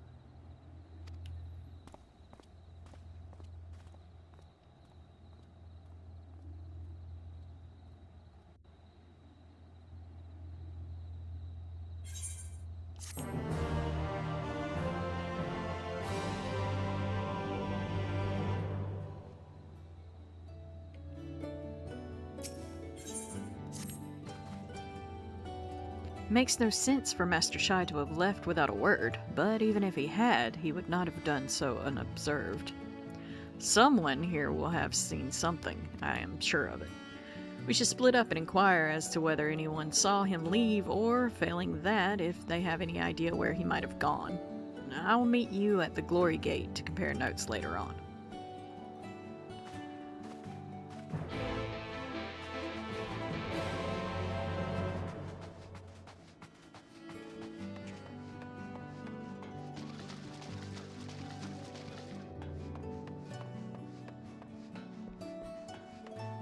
I just out here?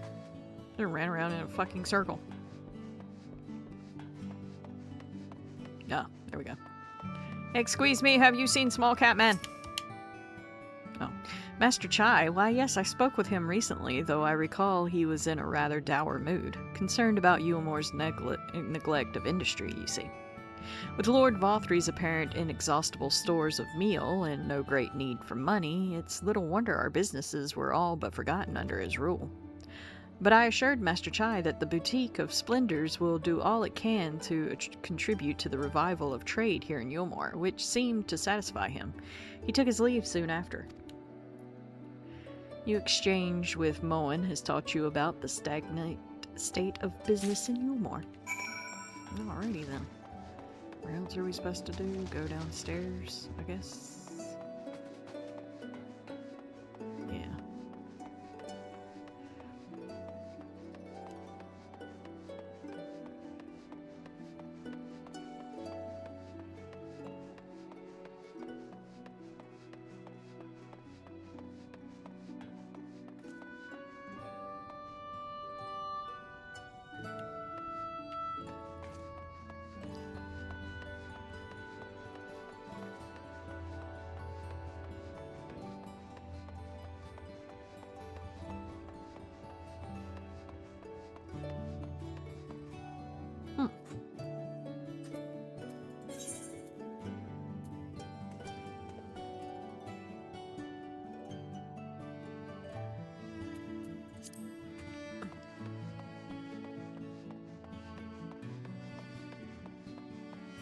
Oh. Hello, excuse me, have you seen Small Cat Man? Oh, wait, hitting the wrong button. There we go. Looking for Master Chai, are you? Is something amiss? When last I saw him, he seemed ready to collapse from exhaustion. I insisted he rest and catch his breath, and we talked for a while, but his concern over the city's defenses amongst other things. He made more than a few valid points. Many of our men are still recovering after your confrontation with Lord Valthry. Sorry about that. And finding General Ranjit in a heap in the middle of the plaza shook us all to the core. My bad. The man commanded no small amount of loyalty, and some of our longest-serving soldiers seem lost without him. Indeed, a number of them left. Not that we blame you, of course. Without you and yours, we would still be blind to the errors of our ways. Anyway, funding permitting, I proposed replenishing our ranks with volunteers from the derelicts in Gatetown. We have a duty to protect not only Eulmore, you see, but the surrounding regions of Calucia as well. And I, for one, would welcome any man or woman willing to take up arms for the cause. Indeed, I told him as much, and he seemed relieved to hear it. It was on that note that we parted ways. He headed outside, as I recall. One day I have to show you my Animal Crossing house, just like you showed me your Final Fantasy house. Yes, you need to! I would love to see your Animal Crossing house. Your exchange with Corinne. This guy has taught you about the perilous state of Yulmore's defenses. Okay. Where am I going now? I'm gonna go back upstairs. Must be going this way. I have no sense of direction, but I'm guessing I'm going the right way. Possibly. No, that's a lift. No, I went the wrong way. Ah!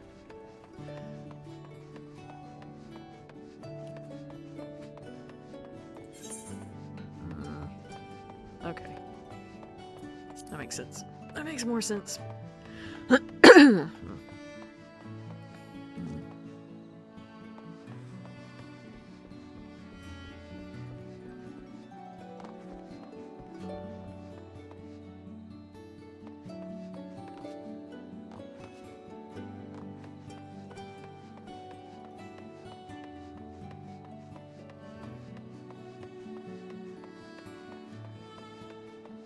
Excuse me, have you seen Small Cat Man?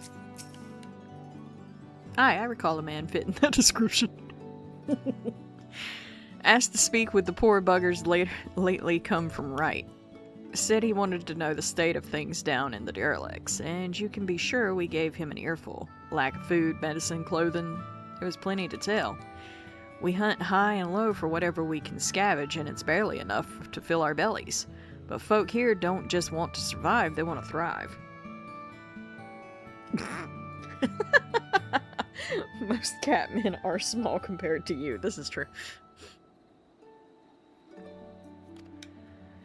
When we heard that, he started mumbling to himself. Something about finding us work, I think. Fair play to him, though. Not content with having his ear chewed about the deerlegs, he asked about the other settlements and all.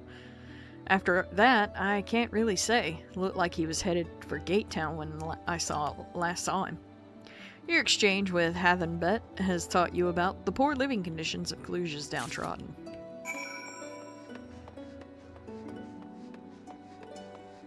At least I wasn't running around asking if they wanted to talk about our Lord and Savior Hydaelyn.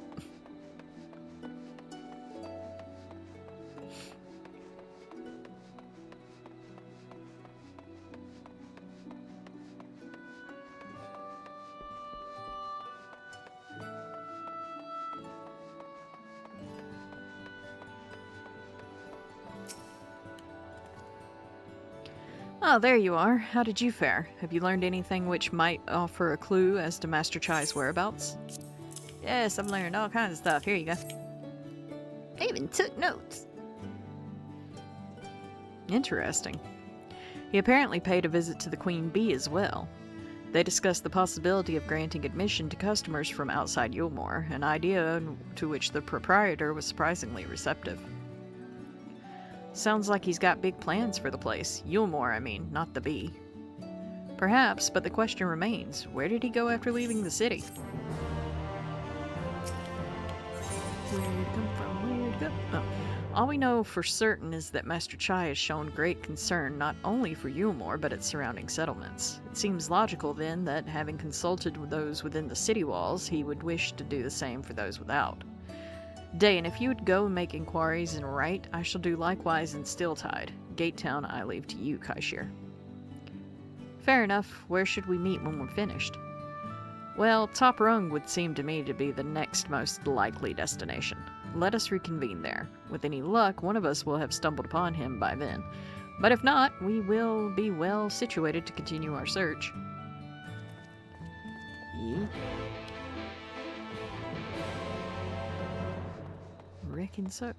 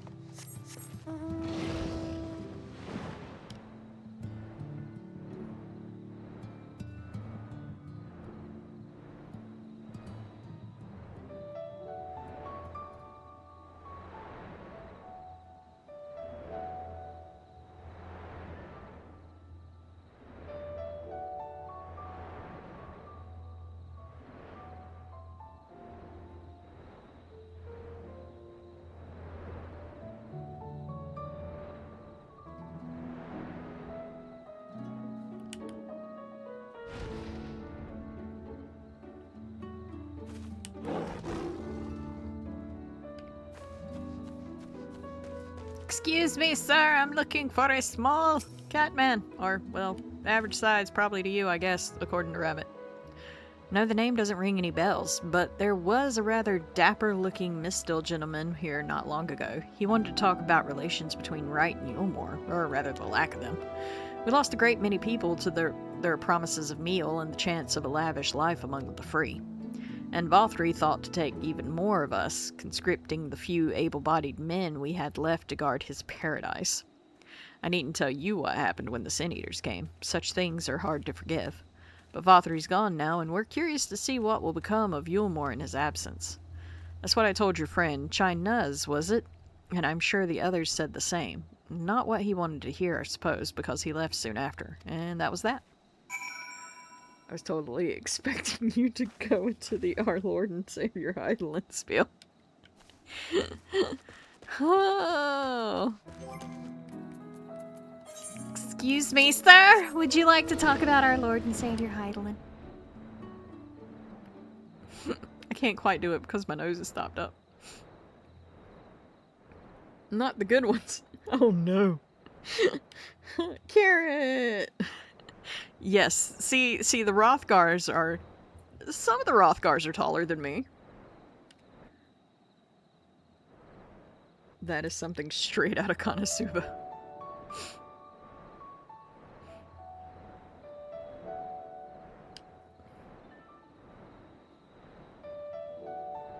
No, there you are.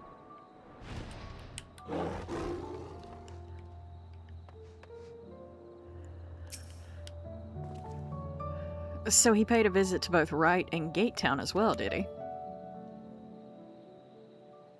I see. Kaishir and I gleaned much the same. He seems determined to salvage what goodwill might yet remain among the settlements of Clusia, the only likely place he has left to go being Amity. Come, if we're quick, we may yet catch up with him.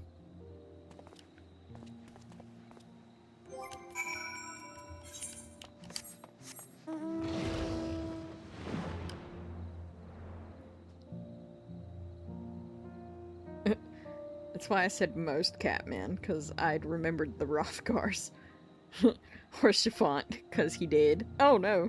You know who's not bigger than Kitty Boys? Or Chiffant, because he's dead. Oh no! Carrot! Awful, awful. Oh, we didn't give you a shout out. I don't think I gave Koki-san a shout out. Oh, let me see.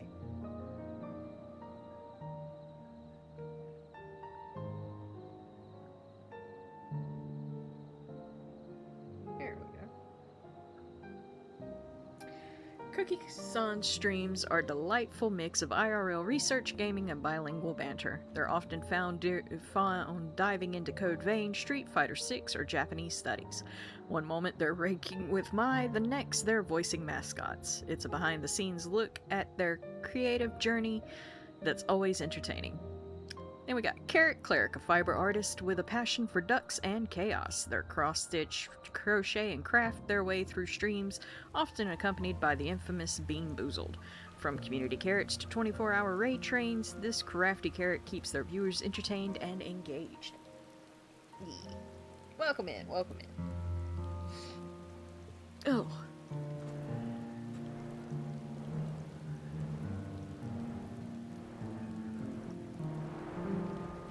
Oh, there you are. There's a small catman. Yeah, he kind of small.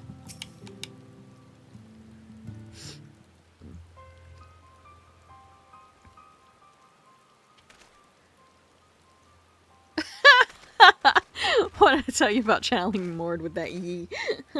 Thank you anytime. Dan, Alphino, Kaishir, what are you doing here? We might ask you the same, Master Chai. We've been looking all over for you. Looking for me? Whatever for? Lady Chai's been nigh inconsolable in your absence. She claims you disappeared without so much as a word and bade us return you to her side. What in blazes are you talking about? I left a letter for her in our chambers, though I suppose she could have overlooked it. And when she gets an idea in her head, I can only apologize. No harm done, Master Chai, but since we are here, might I ask what compelled you to come all this way? We were told you had been elected mayor, and from what we have gathered from the nearby villages, you've been inquiring about the people's grievances. Is it safe to assume you mean to take office? Now, let's not jump to conclusions. I did seek to learn about the problems faced by the people of Kalusia, that much is true, but I am by no means sure I am the man to solve them. Tackling our many challenges will require resources, and until I have secured them, it will not be right to assume the role of mayor. I see, and you believe said resources can be found here? Indeed, the people's grievances are many, but in the course of my inquiries, I have already met with several individuals willing to lend their aid in addressing them. However, there remains one individual crucial to my plans, a man whose counsel might yet make a mayor of me. With respect, such forethought is, in itself, proof of your suitability. The city needs you, Master Chai, and I'm certain this man of whom you speak, whoever he may be, will reach the same conclusion. For what little it is worth, we will vouch for you should he require convincing.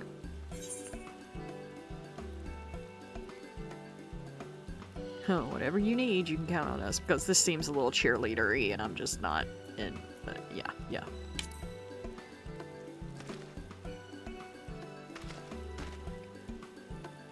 Oh no, it's the Senate scene from Star Wars Episode 1. You are the second person to say this is going all Star Wars. I don't know what to say. You don't need to say anything. You've got your actions to speak for you. For as long as I can remember, all I ever wanted was to make it into Yulmore. But that dream's gone now. Burst like a bubble. Or boil, more like. Anyway, outside of repaying Master Alphino, I haven't had a clue as what to do with myself. Spent most days in a daze. But you've been running up and down trying to find a way to fix this mess for everyone. And I reckon you can do it. You got this lot up to Mount Gold, didn't you? How hard could marrying be? You're going to steer Yulmore into a better future, I know it. And I want to help, properly help, do something that makes a difference. I don't know what it is yet, but I'll work it out on the way. If you let me come with you, that is. You give me entirely too much credit, the lot of you, but I can't deny it gives me heart. Come then, let us press on together. Thank you, Master Chai. But we mustn't get ahead of ourselves. Yulmore needs more than a man with good intentions, which is why I am here, to find one with the experience needed to see the city thrive. Who's this man exactly, and are you certain he's here in Amity? Rendon is his name, and yes, he is, or was. I'd scarcely begun to explain myself when he decided his time was better spent elsewhere. He served as chief advisor to Valthry's father when he was in office. If Ranjit was the mayor's right hand, one might say Rendon was the left, and between them they kept Yulmore on the road to prosperity. The city needs more than a mere man of business, which is why I must find him. But even if you do, what makes you think he will listen? Before giving chase, might it not be wise to speak with those who know him, here in Amity? They may be able to shed some light on his reason for rejecting your overtures out of hand. Yes, I suppose that makes sense. Perhaps we should start with Tristal then. As I recall, you made rather a favorable impression on him. I'm certain he would be willing to talk to us.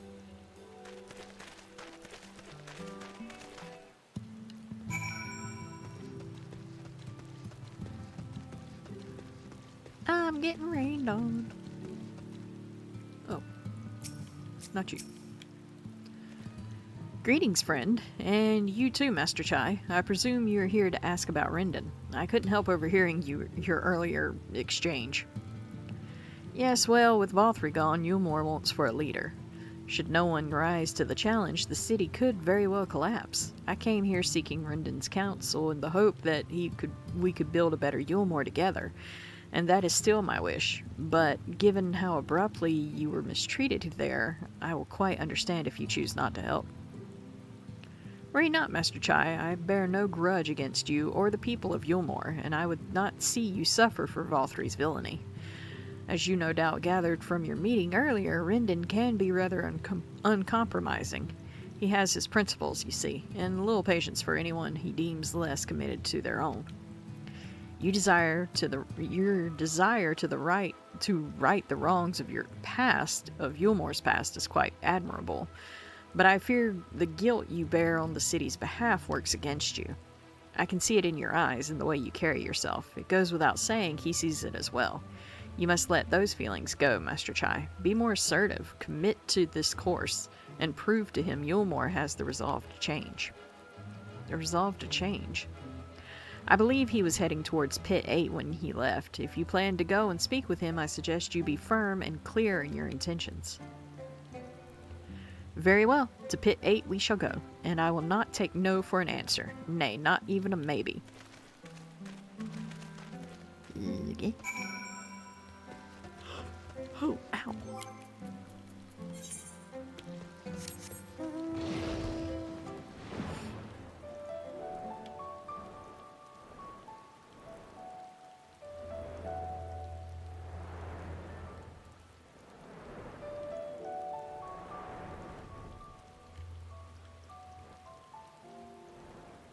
Floating right over the guy.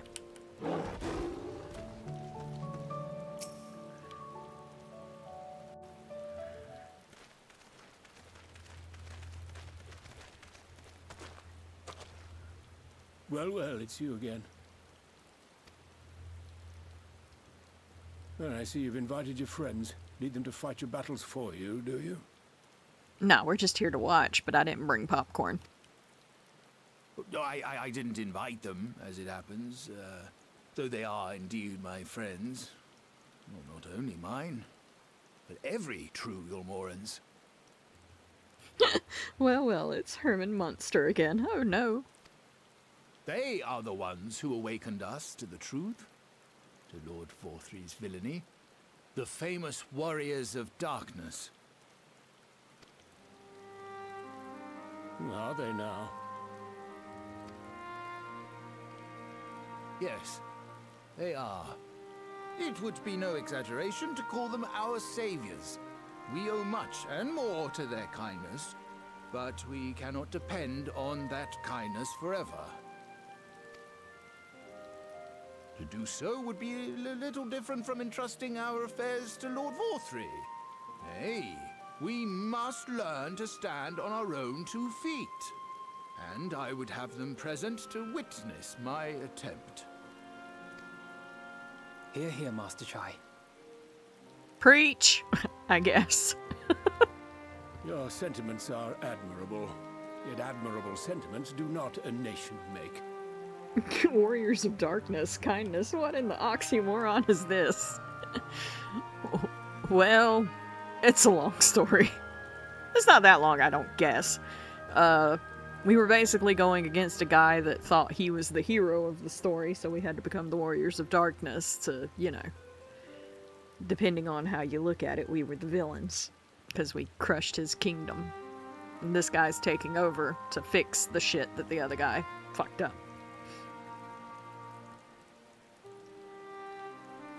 So you took out a Chuny.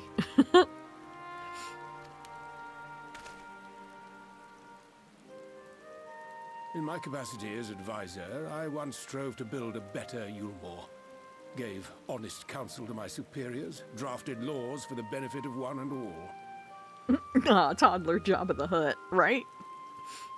But in time, my values fell out of favor. There was no need for them in this paradise Vorthry was creating. And so I left my homeland behind.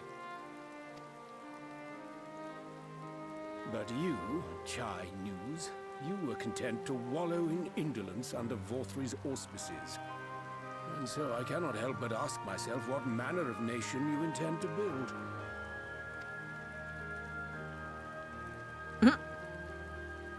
Yeah, what you got cooking? I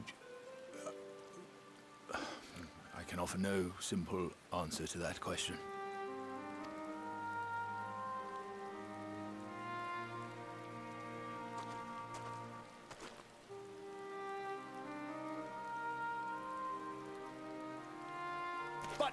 This much I will say.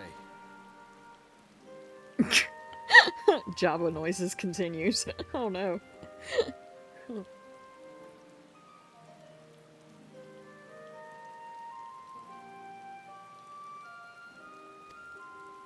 is my hope that Yulmore can become a nation which her citizens might freely choose to build together.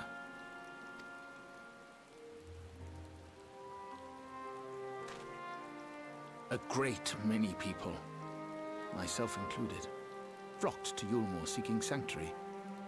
The alternative being to live in fear and die in pain. It seemed an easy choice.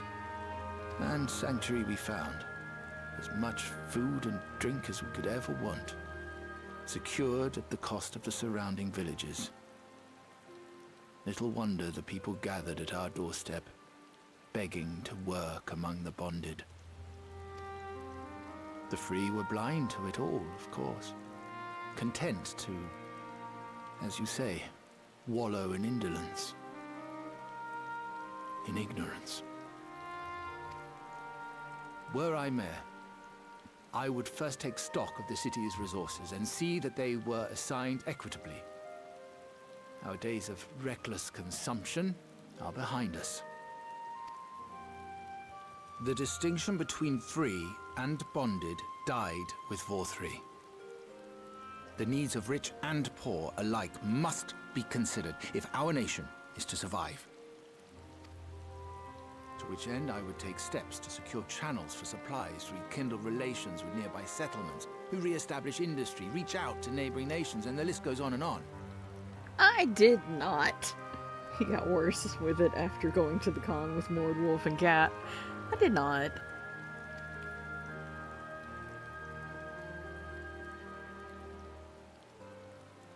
But I am no ruler, nor even a politician. I am an entrepreneur. My expertise lie in planning and profit. I haven't the knowledge or experience to run a nation.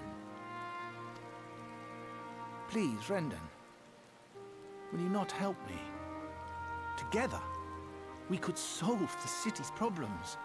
Build a Yulmore for the people. Yes, you did. Now it's closer to being a perfect copy. Oh no.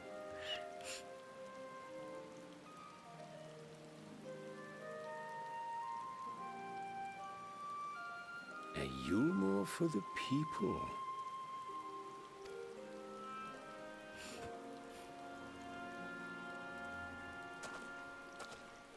I rather like the sound of that.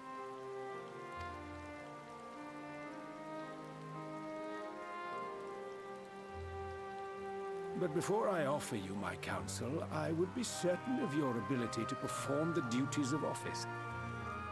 I only have let it slide because I have such an adorable pic of the two of you. Oh no. Is it the one with us in front of the mall? You ask me to help you solve Yulmore's problems, but first I would see you solve one on your own. Accomplish that, and you will prove both to me and the people that you are a man worth following. The people, he means his voting bloc. Oh no. Mm-hmm. Y'all just looked so cute. Aw. Oh, my leg.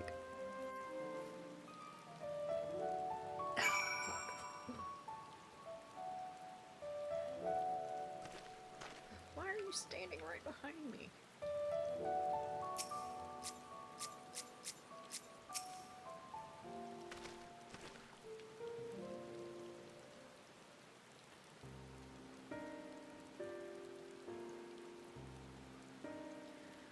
Right then. Is this a particular issue you would have me resolve? You seem to have conducted an assessment of the problems Yulmore now faces. I assume you will agree, therefore, that the matter of dwindling food stores is the most pressing. Ah, yes. Meal being neither a desirable nor less sustainable option, I assume alternative foodstuffs are now required to fill the void. Yeah, y'all are no longer eating soul eater people. Or, you know what I meant. And a man who hungers is not like to contribute much to society, save violence, perhaps. So tell me, how do you propose to solve this problem? Give me a satisfying answer, and I will consider offering you my counsel.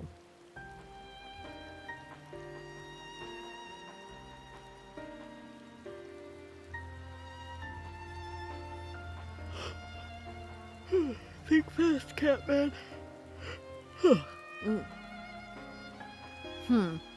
A combination of measures would seem to be in order. One to address the immediate issue of supply, and another that of production. Go on. For the present, Yulemore's coffers can be used to purchase food from our neighbors. This would afford us time to address the underlying problem that affects us all, the long-standing neglect of agriculture. The villages that once served as sources of trade for foodstuffs must be repopulated, their means of production restored. This assumes, of course, that we can rekindle relations with our neighbors, guarantee security and stability in the region, and most importantly, find people willing to leave the city and take up the rebuilding effort.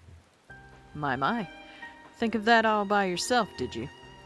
Well, yes, it began as a rather abstract plan I drafted some time ago, after speaking with the peoples of Yulemore in the nearby settlements. Some time ago? You just did that like 5 minutes ago. You've impressed me, Chinuz. I have? Well, that is a relief. Oh, you haven't secured my support just yet. Only my attention. Grand plans will not be enough to persuade the masses. If you would ask them to rebuild, you must provide them the means to do so. Chinus? Oh no. A fair point, Rendon, and one of which I have given much thought. I propose the use of Talos to aid in the establishment and maintenance of these settlements. Their employment should drastically improve efficiency and ultimately increase production. Talos? But Daedalus Stoneworks closed their doors years ago. Without a ready supply of the necessary equipment, the people would starve before your plans could be put into effect. Well, as the heir to Daedalus Stoneworks, it just so happens that Talos are my field of expertise. And with little help, I'm quite certain we can acquire what we need in no time at all. I don't like the way you were looking at me, man.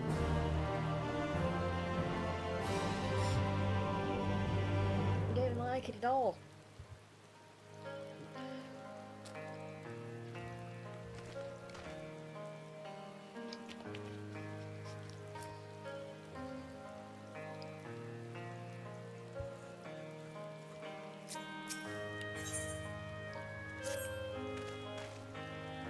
Rendon is quite right. Building Talos from scratch would require time we simply do not have. Political debate side quest complete, right? Which is why I propose to make use of the long-abandoned Talos which wander the wilds of Calusia. They will need to be deactivated, of course, and if memory serves, the tools required to do so should still be at top rung. Come with me. You got me going back and forth.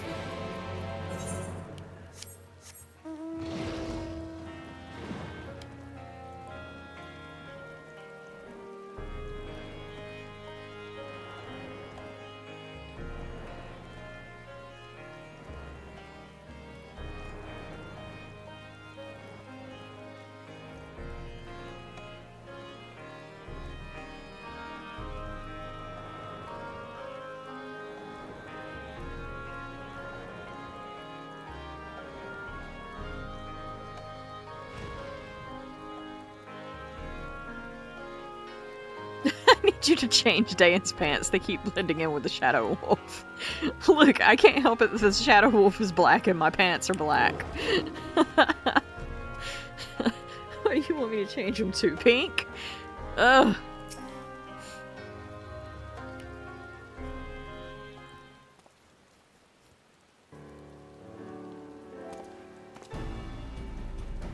Aha! The old memory hasn't let me down. Nah, sky blue. No. This chest contains canisters filled with dashedly potent insulating powder capable of halting the flow of aether in a Talos. We need only get within throwing distance of one and let it fly, thus disabling them without damaging them. Ingenious. An old trick of the trade, nothing more. Once disabled, it should be a simple enough matter to get them to march to Yulmore. More extensive repairs can wait. Ordinarily, this is where I would ask you to run along and do the deed, but as I have said before, it's high time we learn to stand on our own 2 feet. Thankfully, throwing canisters is something even I should be able to manage. Come off it, Master Chai. Even if the Talos ain't a threat, there's 101 other things out there waiting to make a meal of you. That's as may be, Kaishir, but Rendon's tasked me with solving this problem, and I will not sit idly by while others risk everything to see my harebrained schemes realized. Not this time. Which isn't to say the mere thought of it doesn't fill me with dread. Truth be told, I can't feel my legs. But if I'm to prove I'm a man worth following, I must lead by example. Well said, Master Chai.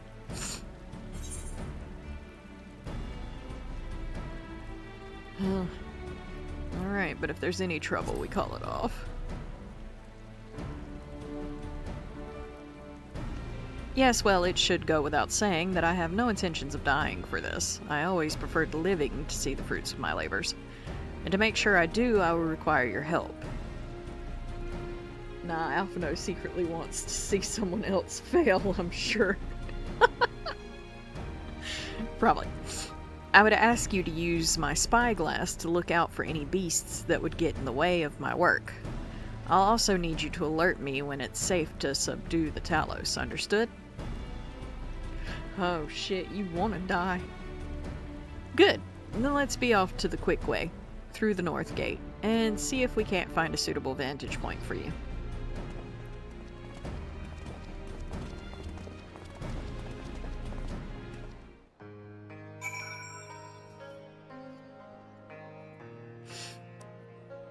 Oh, it stopped raining.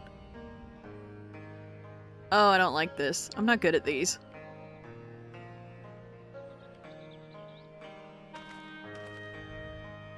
Ugh. So I think I'm gonna stop it here. We'll come back to this later.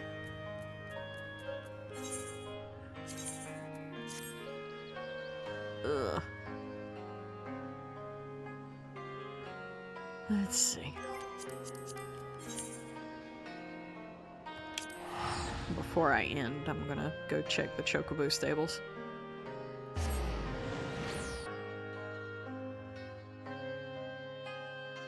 I cleaned the one at the FC house. Ooh, God.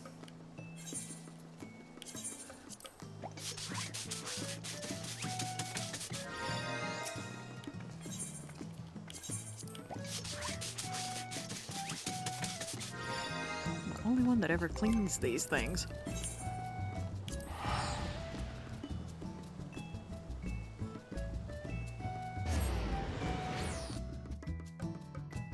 Mine probably looks like shit too. I don't think I've been over there.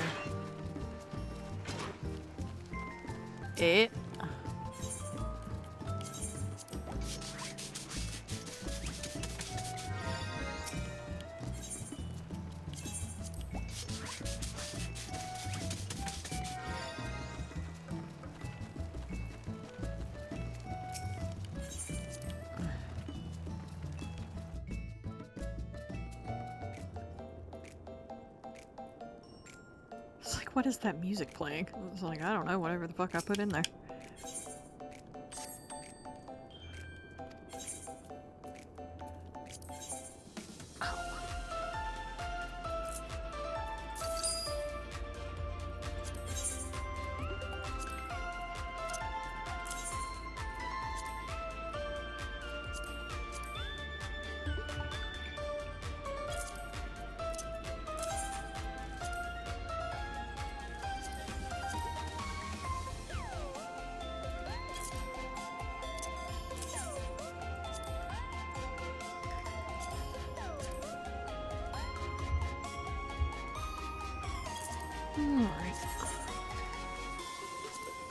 Didn't make much money off of that this time. Didn't make much money off of that one either. Oh, I think I just have the one page left. I'm gonna have to get back into gathering and stuff. I'm running out of shit to sell.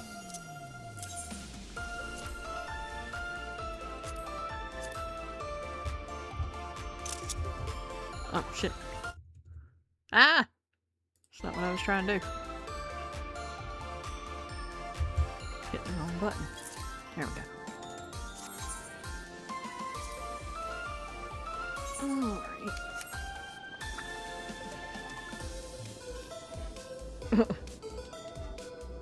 We do a gathering day? Well, yes, that's what we need to do. A gathering day one day. That sounds like it would be really good.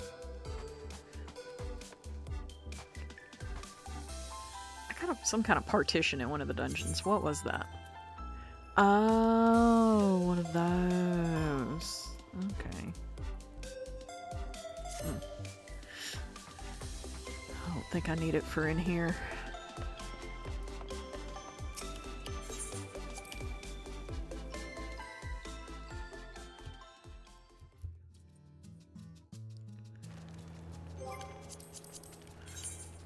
See, I done did the one at the FC. Now I gotta check rabbits.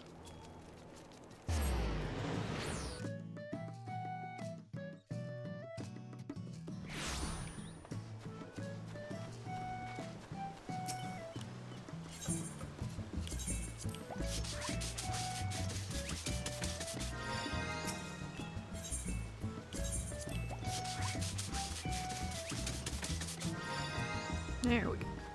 Alright, houses have been... Chocobo stables have been cleaned. Go back home.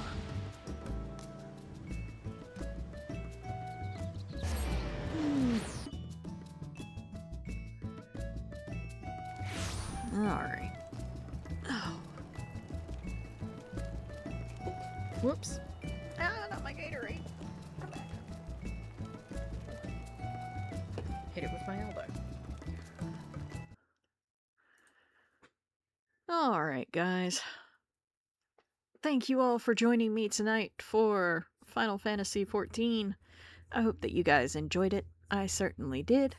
We'll do some more Final Fantasy XIV either Thursday or next Sunday. I'm not sure. I'm thinking about making Thursday nights like a group night, something that I can do with other people and friends, but just have to see how things go. But yeah, we'll be back Tuesday with more Baldur's Gate 3, so look forward to that. Let me find us somebody to raid into. See who's got what going on.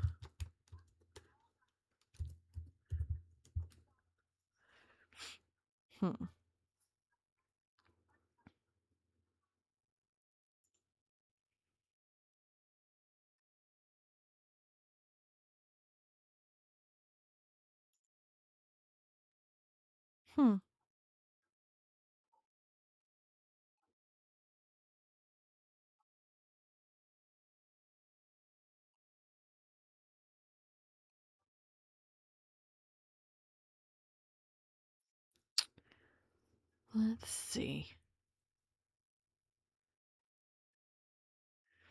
Let's go into Daemon Fear. Let me give him a shout out. I think that's how you spell his name. Let me look at it, make sure. Daemon. Yep. Fear.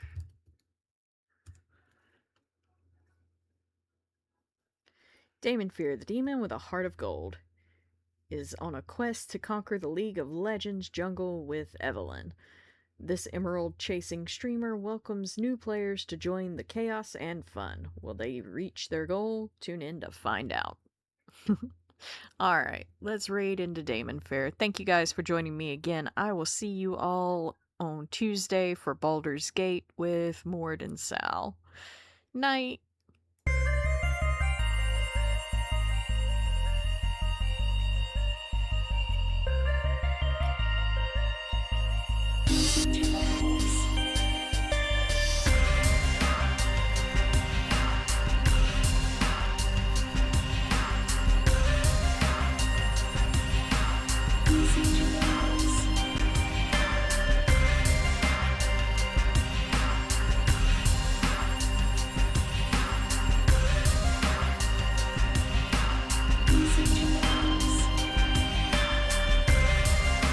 great rest of your day. Don't forget to stay hydrated and take care of yourselves.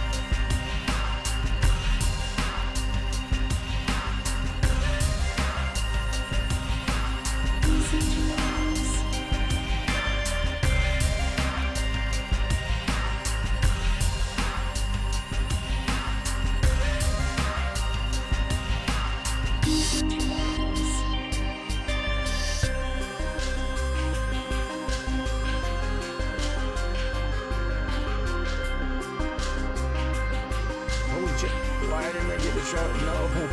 Happy ghosty.